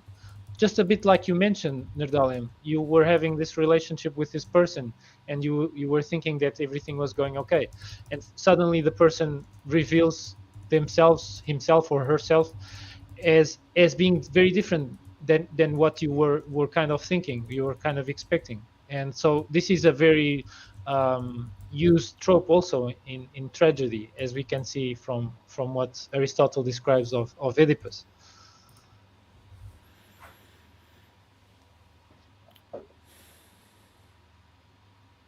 Yeah, that's something that Aristotle says that I think is quite important is the importance of the character to be relatable to the audience for it to really land emotionally. So if the person's too perfect, I forget what the other conditions were, the audience won't feel relatable enough. So he has a explanation of what a tragic hero is like, where they're a decent person but basically normal, so with normal flaws and relatable flaws, that has this reversal of fate for it to really land. I can complement. I have the points here, just not in a slide, if you wish. Yeah. So the don't do's on tragedy. In tragedy, do not depict bad people striking good fortune, because this will only lead to outrage, not pity or fear. Do not depict bad fortune befalling people so excellent we cannot even relate to them, so they are unrelatable, and so we feel no fear in our kind of thing. We even maybe feel schadenfreude. And then bad people getting the bad fortune they deserve, and we will not sympathize with them, so no pity will result. Again, we will kind of feel schadenfreude because these people were kind of, we think they were deserving. But on the other hand, in tragedy, Aristotle advises us to depict the proper tragic hero, which is a person that is admirable, has a set of higher standard, but not too high. Is a decent but basically normal person. So this person is relatable because he is not perfect, and he undergoes a dramatic turn of fortune for the worse by means of a reversal of a sudden discovery, which unleashes a torrent of pity and fear in the audience, which will purge them of their emotions and thus gives them pleasure. And that's it. Tagging out. Go ahead. Yeah, so I quite like that. Graham, do you have any thoughts on that? What immediately popped into my mind is he's basically saying, yeah, you can be like Plato and write about a character like Socrates, but you just can't write about a character like Aristotle because he's just too perfect. Okay. But I don't think Aristotle is too perfect. I don't think so. He's kind of a recovering hedonist, and we can see it clearly in his ethics, how he goes the extra mile to disparage the hedonistic lifestyle because he experienced it, and we know. Recovering hedonist and also sexist scum. So yeah. His flaw. And a xenophobe. He stereotypes people like crazy. And he also wants it all. He wants it all. He wants the library with everything, so he can be better than Plato's Academy. He wants his Lyceum to trump Plato's Academy, whatever it takes. Even if he just he races through stuff and says women have less teeth than men. He miscounts ribs on human beings, etc., etc. He does some really stupid mistakes because he's rushing, I think. So not perfect, man. We could even make a tragedy about Aristotle, rather.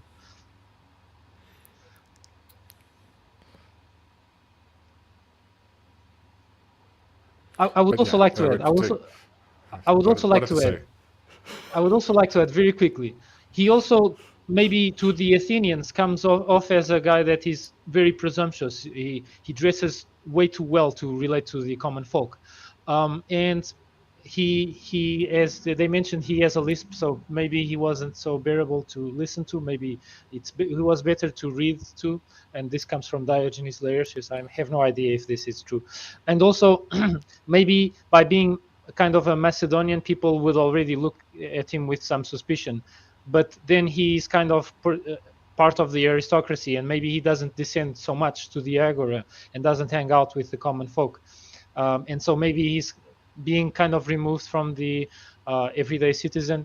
Maybe people by this remove, they kind of suspect him even more, or more suspicious of him. And when metaphorically shit hit the fan, when Alexander died, he didn't die a long time afterwards. But to give Graham his due, so like try to find a middle position between Aristotle, who thinks he's perfect, and we think who's not perfect. I think Aristotle would probably concede he's not perfect, but just among men, the most godlike of.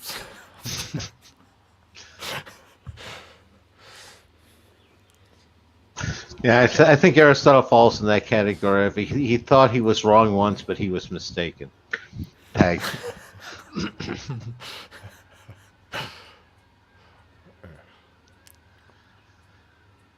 I would also like to add about the final cause of tragedy, which Aristotle clearly stated it is emotional cleansing. And so this final cause should inform the formal cause. Form fits function, as we've learned from Aristotle's biological works.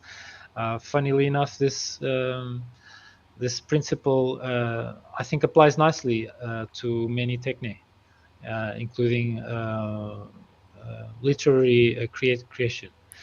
So the form of tragedy should relentlessly, according to Aristotle, serve the aim of generating pity and fear. So the main means to achieve its purpose, according to Aristotle, is not the character's methods, the character themselves, if they are well known, or the special effects used in theater. Rather, Aristotle focused on what is missing most of the times from Hollywood, which is the plot.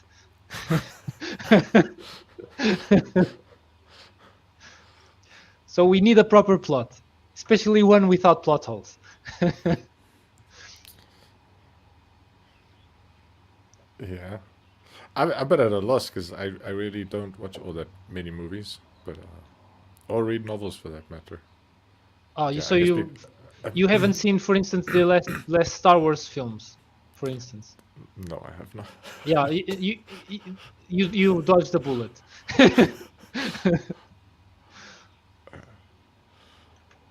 But go ahead, please go ahead. I think people who like plots stick to novels mostly. Some games have quite nice plots. Yeah. Yeah, novels have the advantage of you're not spending millions on special effects that are what the people are going to see. It's that they're actually wanting more plot when you're in the novel. Tag. Yeah, as Sheldon said in The Big Bang Theory, the best GPU is the human mind. The best graphics processor unit is the human mind. And so when he was in a phase of playing these text-based adventures, like Zork, or what was its name, he was saying that. And yeah, that speaks a lot to people who are quite experienced novel readers. They draw a lot of pleasure from the descriptions that are crafted by good novel writers, and they probably can imagine very evocative scenery and characters and whatnot, and interesting characters by their looks and whatnot. And also, there's another added point about the plot, which is the unity of action. And so Aristotle says that the plot needs to proceed in a plausible and straightforward way towards a moment or reversal or discovery. Yeah, so this basically reinforces the previous point: no plot holes. It needs to have it needs to have some consistency to sound plausible by the audience, so that the audience is not distracted in the middle of the play, in which someone shouts, that wouldn't work, that's not that's not feasible, and so everyone is suddenly distracted and they lose their sense of their suspension of disbelief, and then they incur in disbelief, and so the entire thing is ruined. Yeah, that's usually what ruins movies for me. Is, like I have several feelings at several points in most movies that like this is not how it would have gone. Like this is not how I imagine it would have gone. So I have quite a difficult time enjoying movies and even novels for that matter. But okay, I haven't given a broad range a try. I just remember as a child sort of finding things very implausible and then finding myself unable to enjoy them for that reason, or at least rarely able to enjoy them. I don't know. I guess I'm more drawn to music and just comedy and history, like stuff that it's easy for me to enjoy. Where novels and films are more difficult for me to enjoy. I like video games, but only together, only as a social binding thing. My days of single player games are way behind me. And for instance, I look at some video games as kind of sandbox video games where people can just build stuff and enjoy the scenery and interact with the scenery.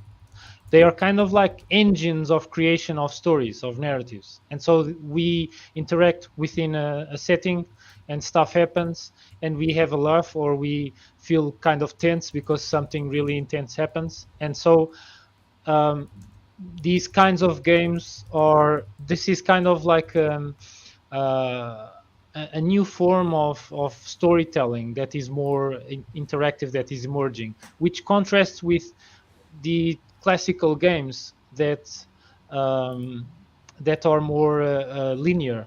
For instance, there is this idea that some video games are like a tunnel, literally, by programming, and the player just goes through the tunnel and everything happens in a sequence.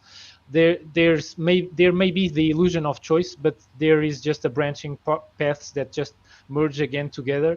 And so people on the long term, with these kinds of games that only give a false sense of agency, people kind of get tired of these, and I think they are kind of falling in disrepute for that false sense of agency. While for instance, I played with a friend of mine who is commenting, Wolfie.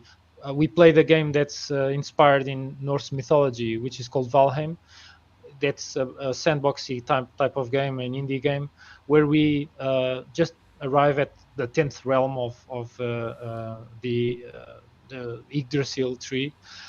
We are put there as a test by Odin, and we need to destroy these 10 very powerful creatures that are adversaries, the enemies of Odin.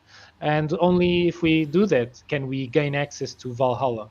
And so this is kind of filling the gaps of what happens after these warriors die in the battlefield and then gain interest in Valhalla.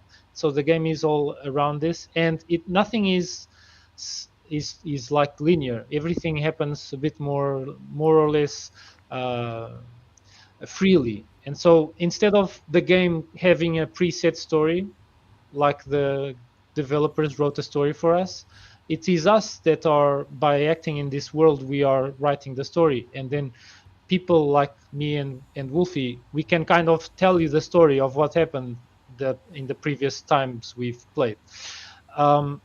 And then there are games like Diablo, the new instance of the simulator of the utmost evil, where this last instance of the game drew heavily from our favorite targets, the scholastics. The game has so much inspiration. It's so clear from the thoughts of St. Thomas Aquinas, St. Augustine, and other Bible thumping very serious philosophers of Christendom, that it's really clear. There is this concept of we are in this mortal plane just to suffer. What matters is gaining entrance to heaven, and everything is built around this mythology. But it also mixes the creation myth of ancient Babylon, of Marduk meeting Tiamat. They just change the names a bit.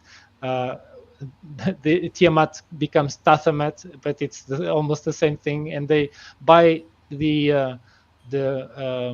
the other one, the name escapes me. By destroying Tathamat, the world is created where humans dwell. And so, yeah, there's a lot of nice storytelling happening in places that we don't expect. Of course, in ancient Greece, storytelling happened more in rhapsodists competitions, in theater, and sometimes even there were competitions related to theater. For instance, I'm remembered about when we talked about Aristophanes. Aristophanes won a few prizes with his other plays, but just not the Socrates one. And this leads us rather nicely to comment on comedy, but I'll let you guys comment before we go forward. I'm ready to move on to comedy. Graham, you have anything? The only thing that I would add there is, to a certain extent, Aristotle is taking the traditional role of like religious rituals, those psychological effects and communal aspects, and transitioning them to plays, where they're becoming the what the secular version of the serving the same psychological and community functions that the religious rituals did. These are the modern in 300 something BC updates for it. Tag.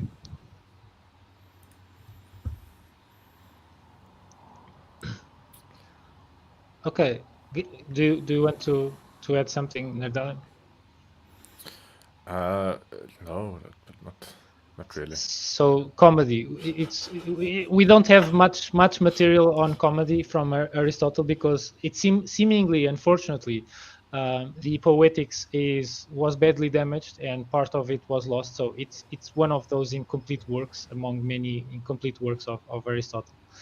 And he did address comedy, but not in such detail as tragedy. He says that while tragedy deals with arguably upstanding people, admirable people, comedy is poetry that deals with arguably bad people or inferior people. There is even, while tragedy rarely talks about slaves and women and whatnot, so with such an emphasis, comedy is a free for all. Everyone can be a target in comedy. Both Pericles can be targeted by Aristophanes, Socrates as well, and slaves.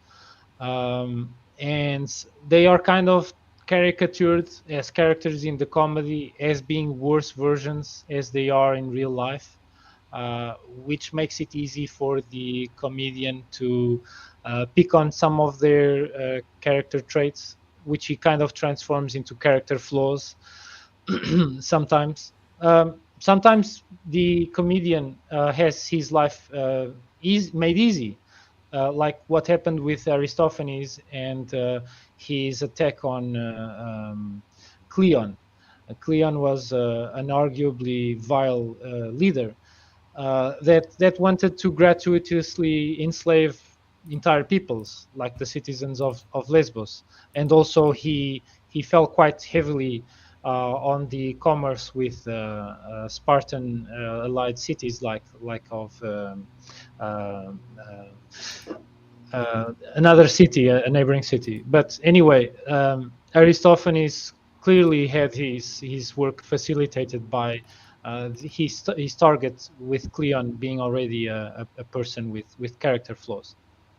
And so comedy represents bad people and they're mostly harmless shenanigans. So there's hardly any kind of dying in comedy. It would kind of destroy the comedic effect, arguably, if some of the tropes in tragedy would spill over for comedy. But nowadays, after these classical times, we have what we call tragic comedies. Some comedies that we have, for instance, that Jim Carrey film where he had some a psychological problem, where he was bipolar, and so he had kind of a tragic turn of events several times in the film. But there were also some really light moments where we could kind of laugh. So there was a mix of both. And so, yeah, this is all I had to hear in my notes about comedy. I'll let you guys hop in, tagging out. Yeah, I didn't make any notes about Aristotle's theory of comedy. Nothing really stood out. It was a particular kind of comedy. But back in Greece, I think these days there are many different kinds of comedies. So, like a romantic comedy will have quite a different feeling to some of the dark stand-up comedies, where people roast and say like really obscene things in an ironic way. So I would actually be quite interested in a theory that covers sort of all of comedy, and I feel quite disappointed that most of what Aristotle seemed to have written about it either didn't survive or he didn't ever finish writing about comedy. I usually enjoy comedy much better than tragedies or most novels or most movies. Although I can't remember the last time I saw a good comedy movie. Some situational humor is often good. I might actually try, because there are a bunch of comedians who make movies, like situational comedy movies. I might give them a try. I like them.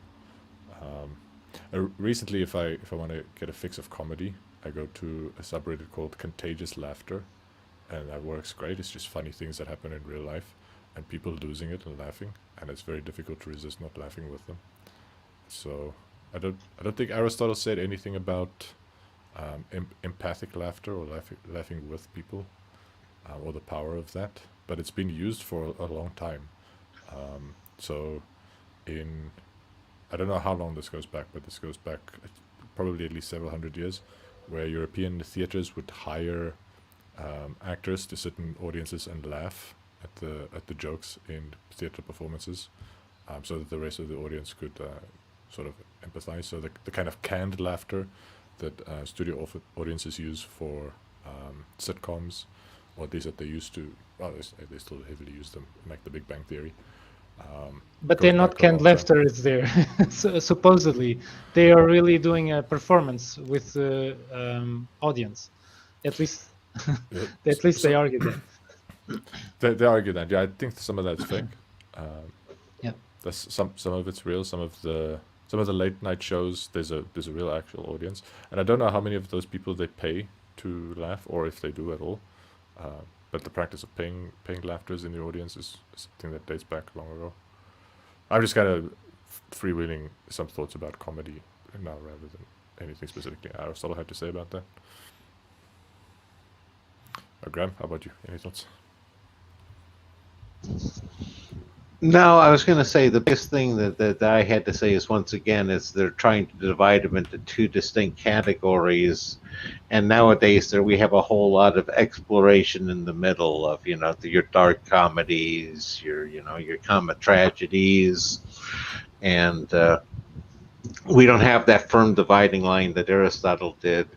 And I think some of it is he just saw the comedies as much more fluff, and as you sat there and said, you find them more enjoyable, and I think that's part of the point of them being comedies, and they're supposed to be more enjoyable. If they're not more enjoyable, they somehow did something wrong with them. Gonna tag. I think Aristotle rather, was a quite serious person compared to Socrates. Socrates seemingly was always joking and using irony, and especially quite intelligent jokes, according to Plato, at least. Not not so much according to Xenophon, but Aristotle really looks like a quite serious person. That it doesn't come off as having a sense of humor, and so maybe that explains his less willingness, at least, to engage with describing the merits of comedy. But if you guys would like, I can try to fill in the gaps, because I have a schema here of the different levels of comedy from Grant Snyder, and I can show it. I can present it. It's a kind of the tower of comedy, and we can start on the bottom and just climb up.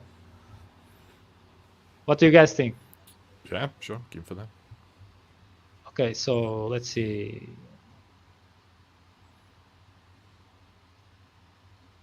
Okay, here we go.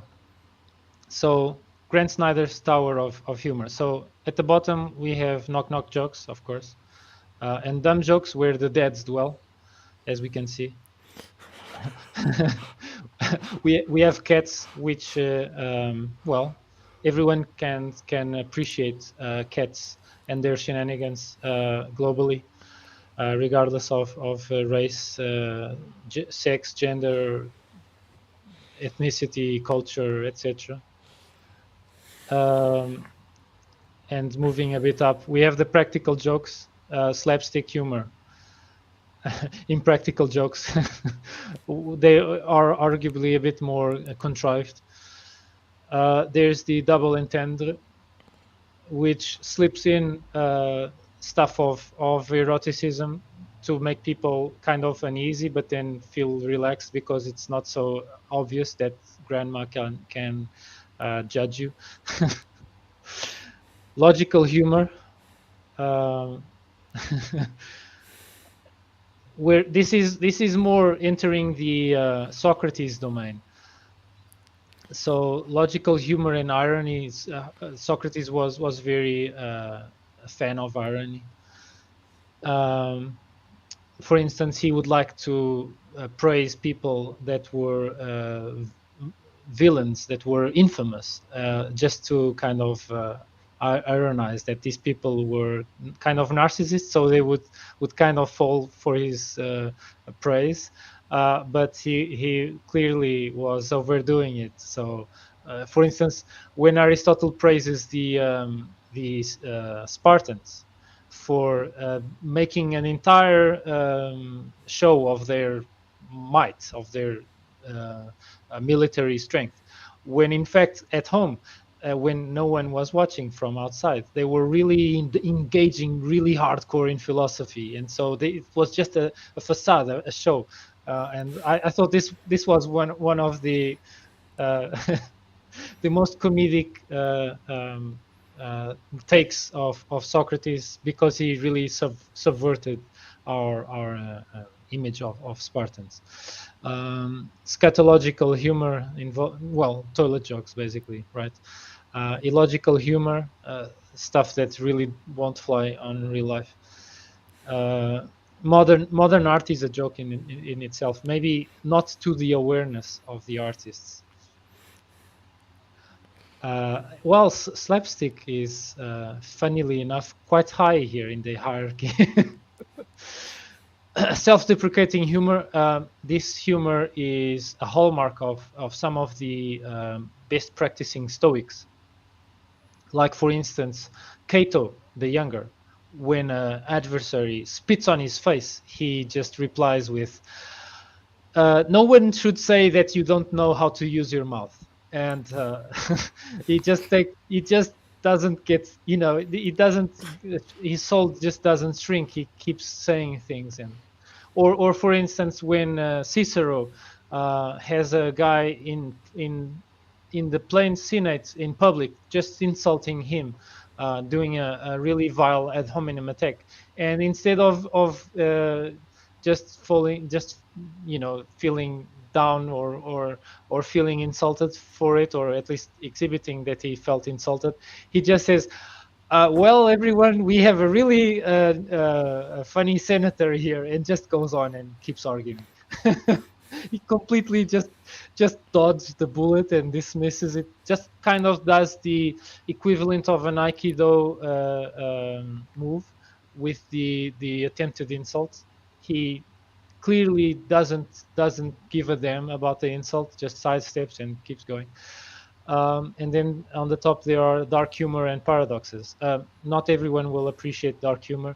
Not everyone will understand paradoxes. Who knows? Maybe Zeno, Zeno of Elea was joking with us, or was messing with us. And so, yeah, this is the different types of humor for you guys. Feel free to to engage with this tower. Yes, so I'm wondering what the implicit value hierarchy here is. Is it the amount of intelligence required to appreciate, or is it the effect on the audience, like more likely to cultivate virtue, or like what's the axis that goes up? Yeah, maybe the axis itself is a kind of a joke. Probably. What do you think, Graham? I rather like the paradox at the top. I like the idea of two PhDs chasing each other on a flight of Escher stairs, a pair of docs doing that. That definitely captures a lot of humor for me. Tagging. Yeah, it's like the people that think they are thinking scientifically, when rather they should have their epistemology worked out in order, because they are being fooled by reality not being always accurate.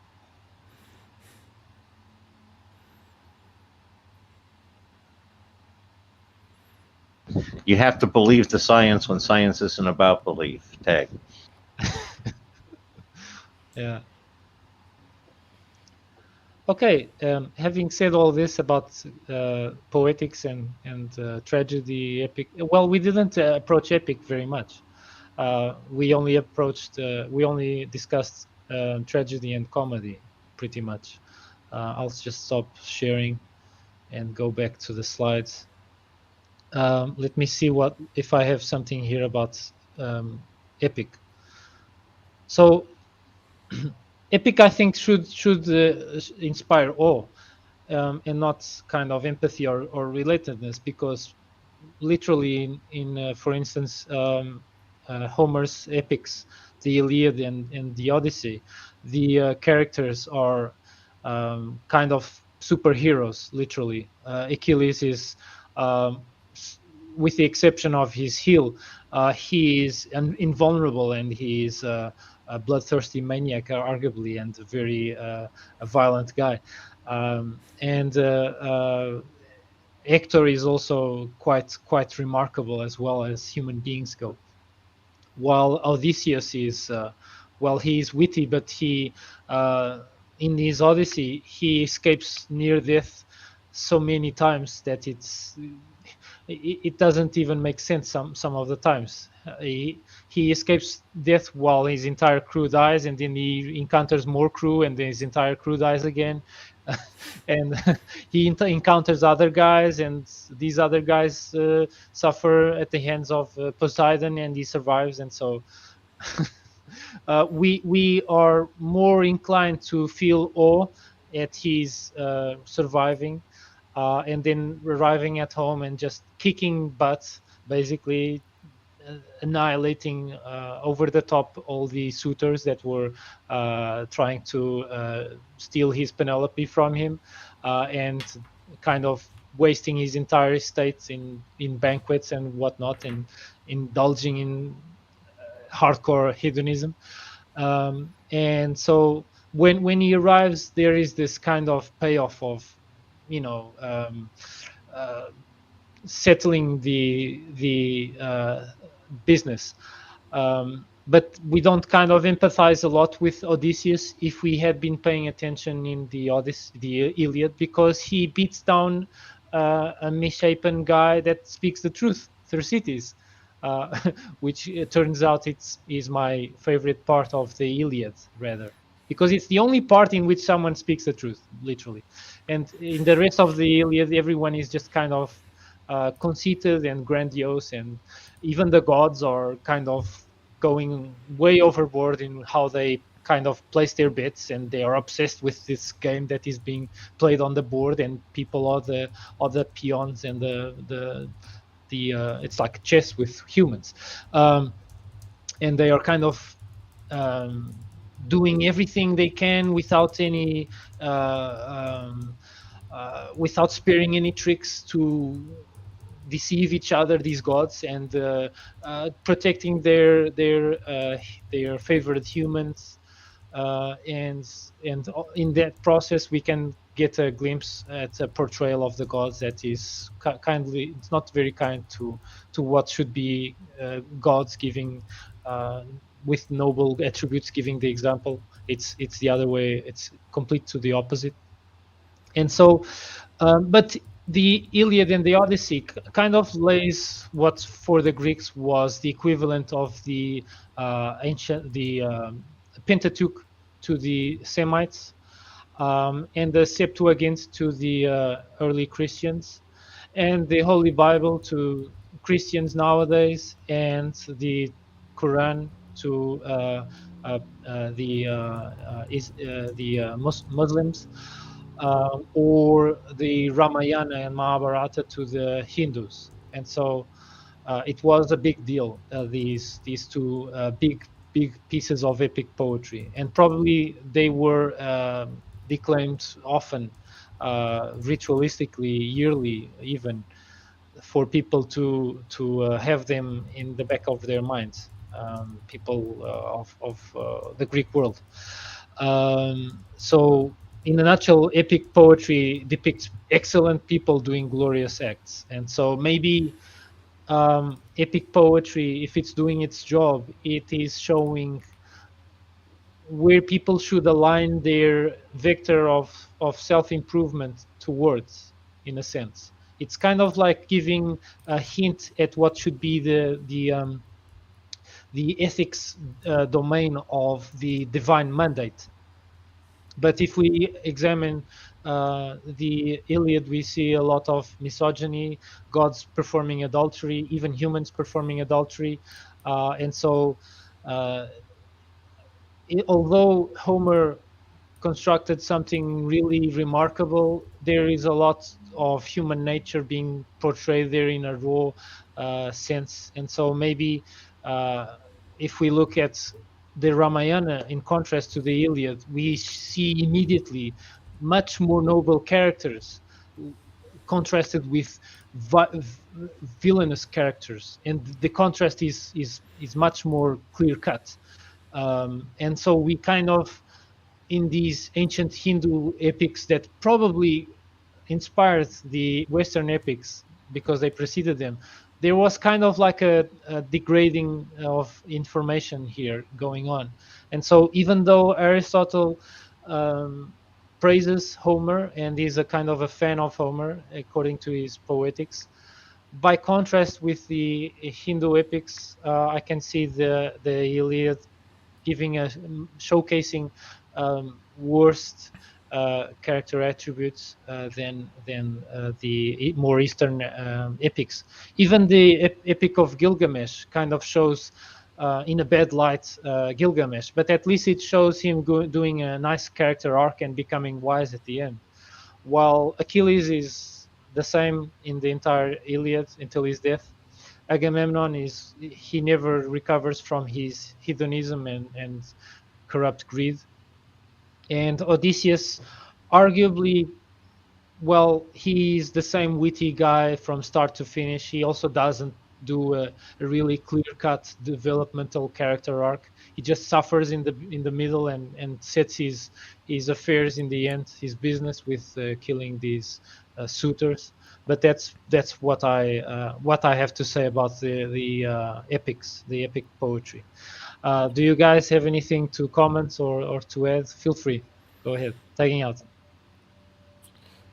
Yeah, so even though I don't like movies all that much, I do find like analyses of some of the better movies quite interesting. So there's a YouTube channel I quite like called Like Stories of Old. I think it's a Dutch film critic that makes YouTube videos where he analyzes philosophically different films. And one of the films he analyzes is Hacksaw Ridge, that came to mind now.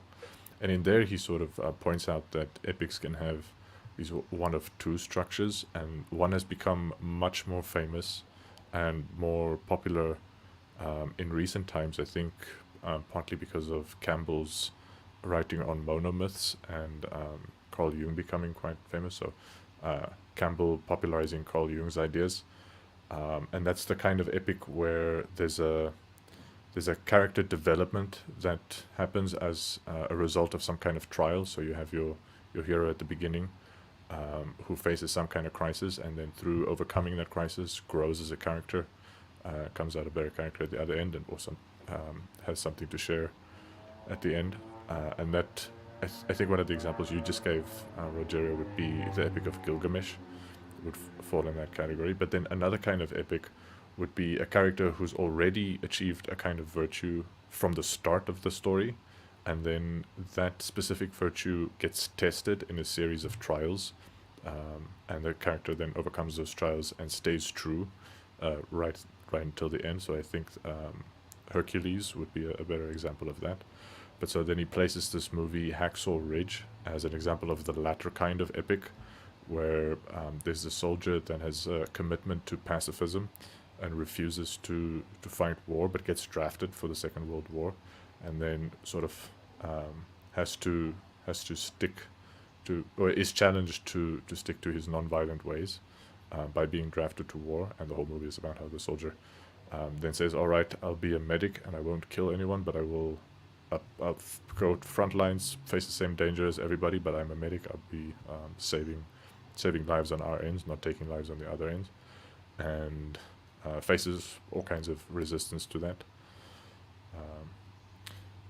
But yeah, so I don't know. There may be more kinds of epic stories, and I actually think sort of overly narrow classification actually has a bit of a risk associated with it, that it might close our minds to possibilities. So if you think all stories really are just one kind of story, and they're epic stories, and they're one kind of epic story, and you sit down to write an epic story, you may end up writing something that's a lot less imaginative and dull than you otherwise would have.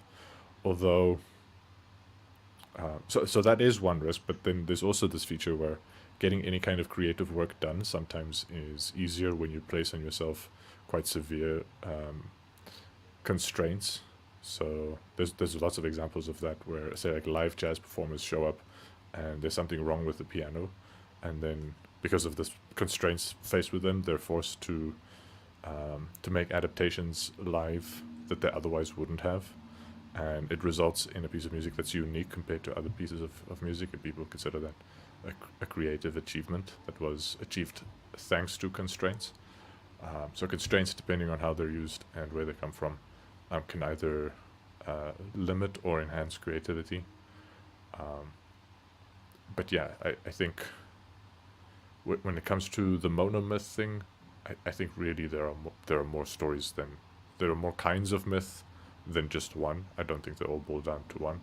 I think the level of abstraction that stories boil down to, there's only one kind of story, is like the level of, well, all stories kind of have a beginning, middle, and end, and you could even argue that, well, like, some stories don't really have a middle; they just have a beginning and end.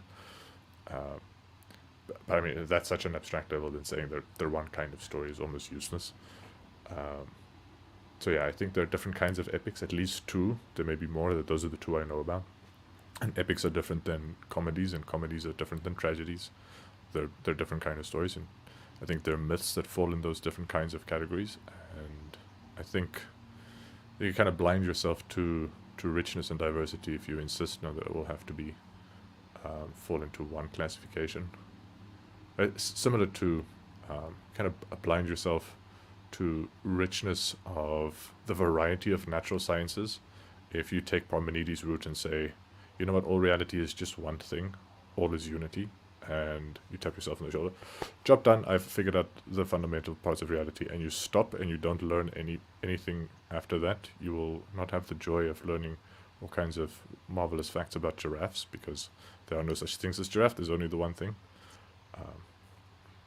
Yeah, sorry, I ranted a little bit about that. So I don't like the idea of the monomyth, and it's a very popular idea. So yeah, I also don't like it. If I would approach myth building or storytelling or whatnot, at least I would try to absorb as much as possible the study of history, other mythology, and try to figure out what it was doing. For instance, if you read the Ramayana, even if it's just an abridged version, you will want to be more like Rama, because he really is inspiring. He really is a good person, and I cannot find a part where some character flaw of his was exhibited, unless he was kind of tempted into bitterness when his wife was the demons were pretending to kill her in front of him. It was a ploy to make him give up on saving her, but it was just an illusion. And so that was the only part in which he kind of expressed some anger, but it was understandable, because the whole point was him saving his wife of the story. That was the main objective of the entire mission, of the entire war against the demons. And it was understandable, but the entire thing is he was fated to suffer, and he accepted his suffering valiantly without batting an eye, and he made his suffering into character building. And then he befall in even more suffering by confronting demons along the way, besides being cast away from civilization and living in the forest. And then even worse, his wife that was with him voluntarily, she went with him faithfully, voluntarily, without him even asking. She went with him to live in the wilderness for 14 years. She was abducted by a demon who, kind of like King Koopa, wanted to have Princess Peach. And then he, just like Super Mario and Luigi, him and his brother Lakshman. So he is called Rama, and his brother is called Lakshman. So like Mario and Luigi. And they convinced this entire army of monkey people, just like in the Super Mario movie, which I found really interesting. He convinced them to go with him. They sided with him because he showed valor, besides these monkey people. So the entire monkey army goes against the demons to rescue his wife Sita. And all of this, this main character Rama, he's super noble, also super superhero by any standards, like killing 10,000 demons with his bow and arrows in under an hour. So it kind of harkens to Bollywood physics. But the story is set 7,000 years ago, basically. And he, in the end, rescues his wife. And so we kind of think, wow, this guy is extremely noble. He's extremely gifted in terms of valor and strength, military capacities as a commander of this entire army and operation and whatnot.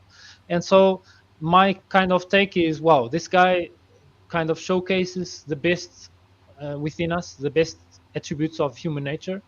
And so I went to figure out ways to be a little bit more like him. So the entire myth has a nice purpose, and it has a pro-social effect. It gives people a role model and gives them a hints at several ways, several means to be a bit more like him, which is to, if if you befall suffering, you must try to find your way to look at the suffering as character building, kind of navigate through the suffering of your life, and take from your suffering whatever lessons you can to be a bit more like this valiant, noble character. And so, if I were to construct a story or a myth where some character development is happening, I would try to make it into something that would give people a nice role model and nice kind of guidelines for them to follow in their lives,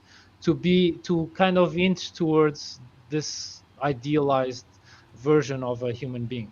So that to me would be the ideal purpose of a myth, and the form of the myth should kind of fit into that purpose.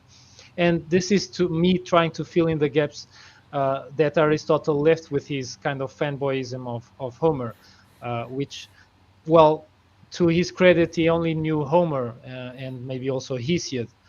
He didn't know Valmiki and Vyasa of the Hindu tradition. And so, yeah, well, I think George Lucas drew inspiration from these Hindu myths for him to construct his Star Wars. And if you look closely at Obi-Wan, for people who are knowledgeable in the stories of Star Wars, Obi-Wan is an entirely noble character from start to end in the entire sagas. Everywhere you can hardly find any character flaws of him, and he arguably gets even better with age, with the acquisition of wisdom.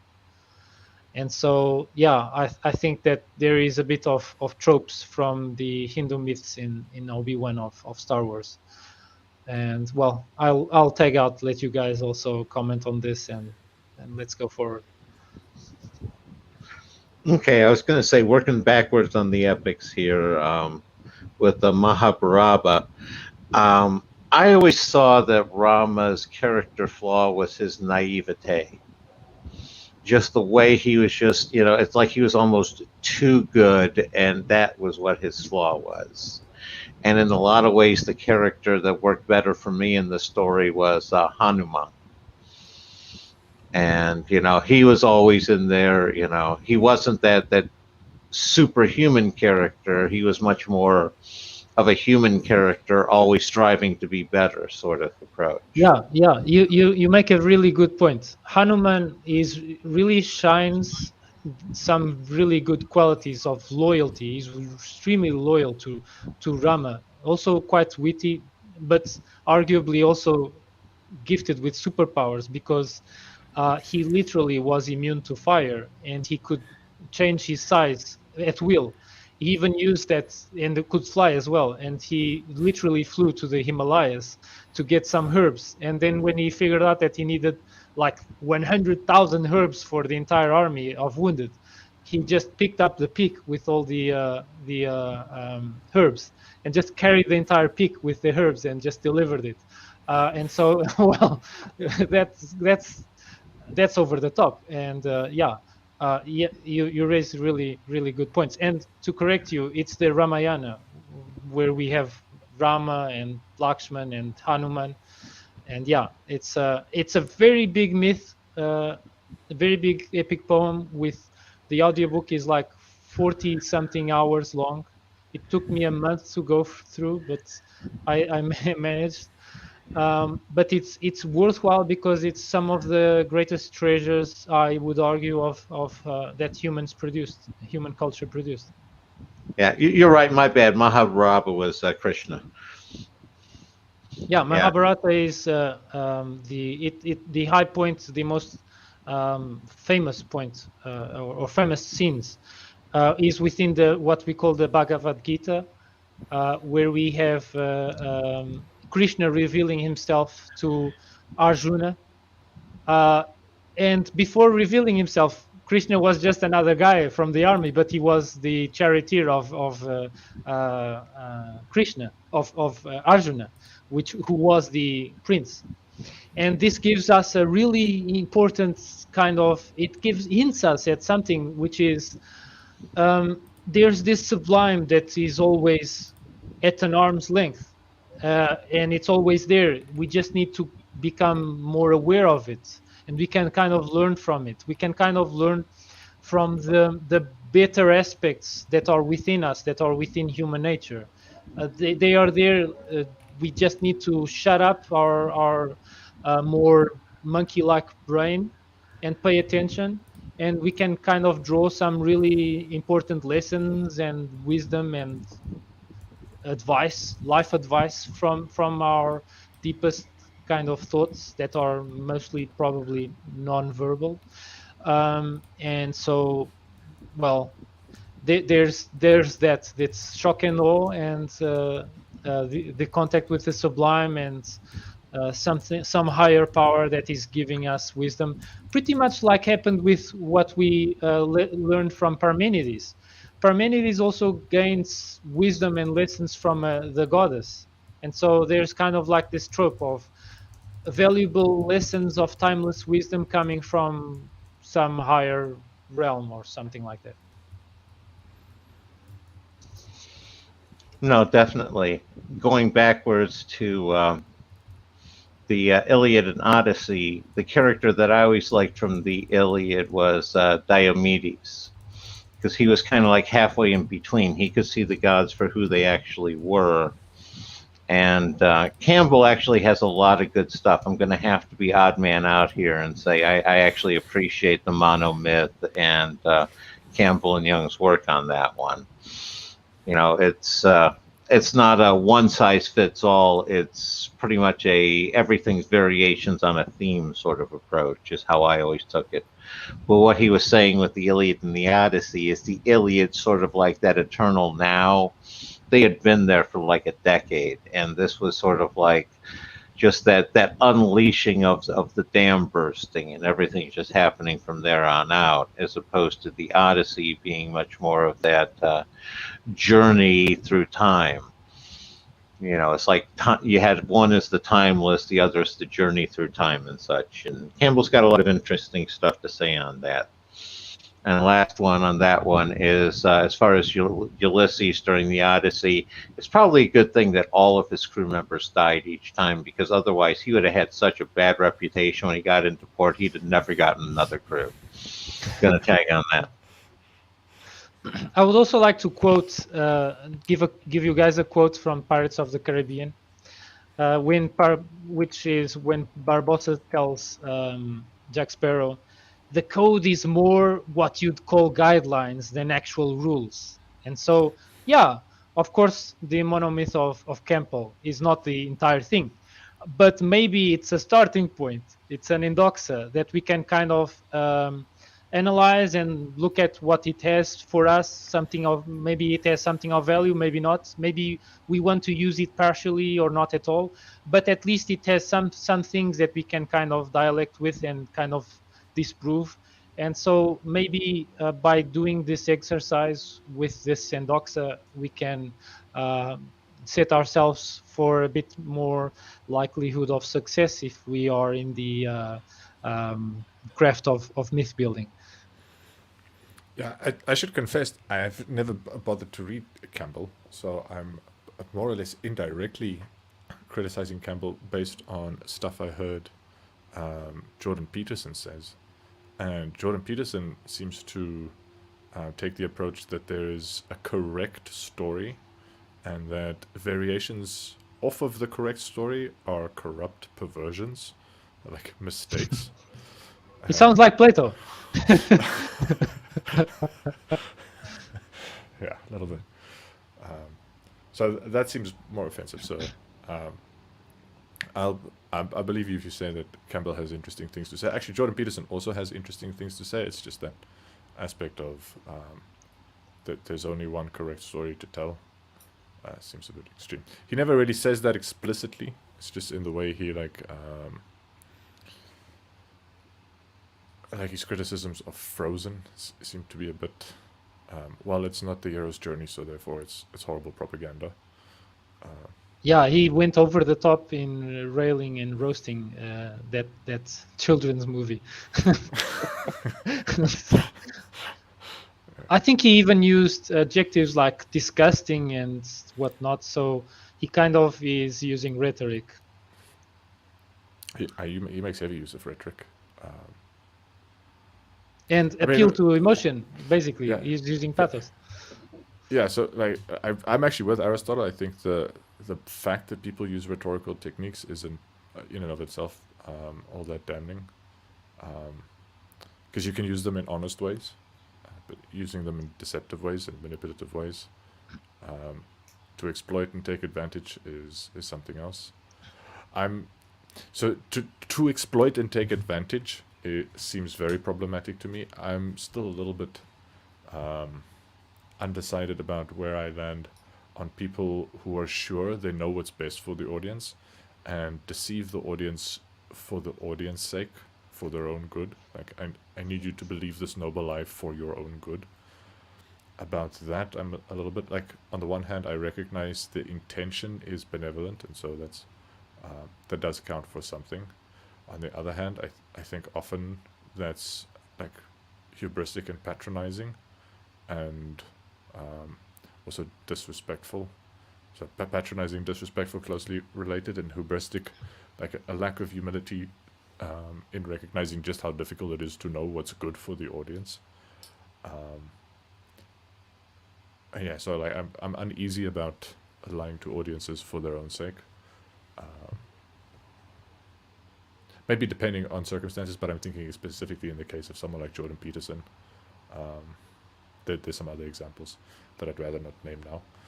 So yeah, but I think people can use rhetorical devices. Like, we've given some examples of the person who just peppered his speech with beer jokes.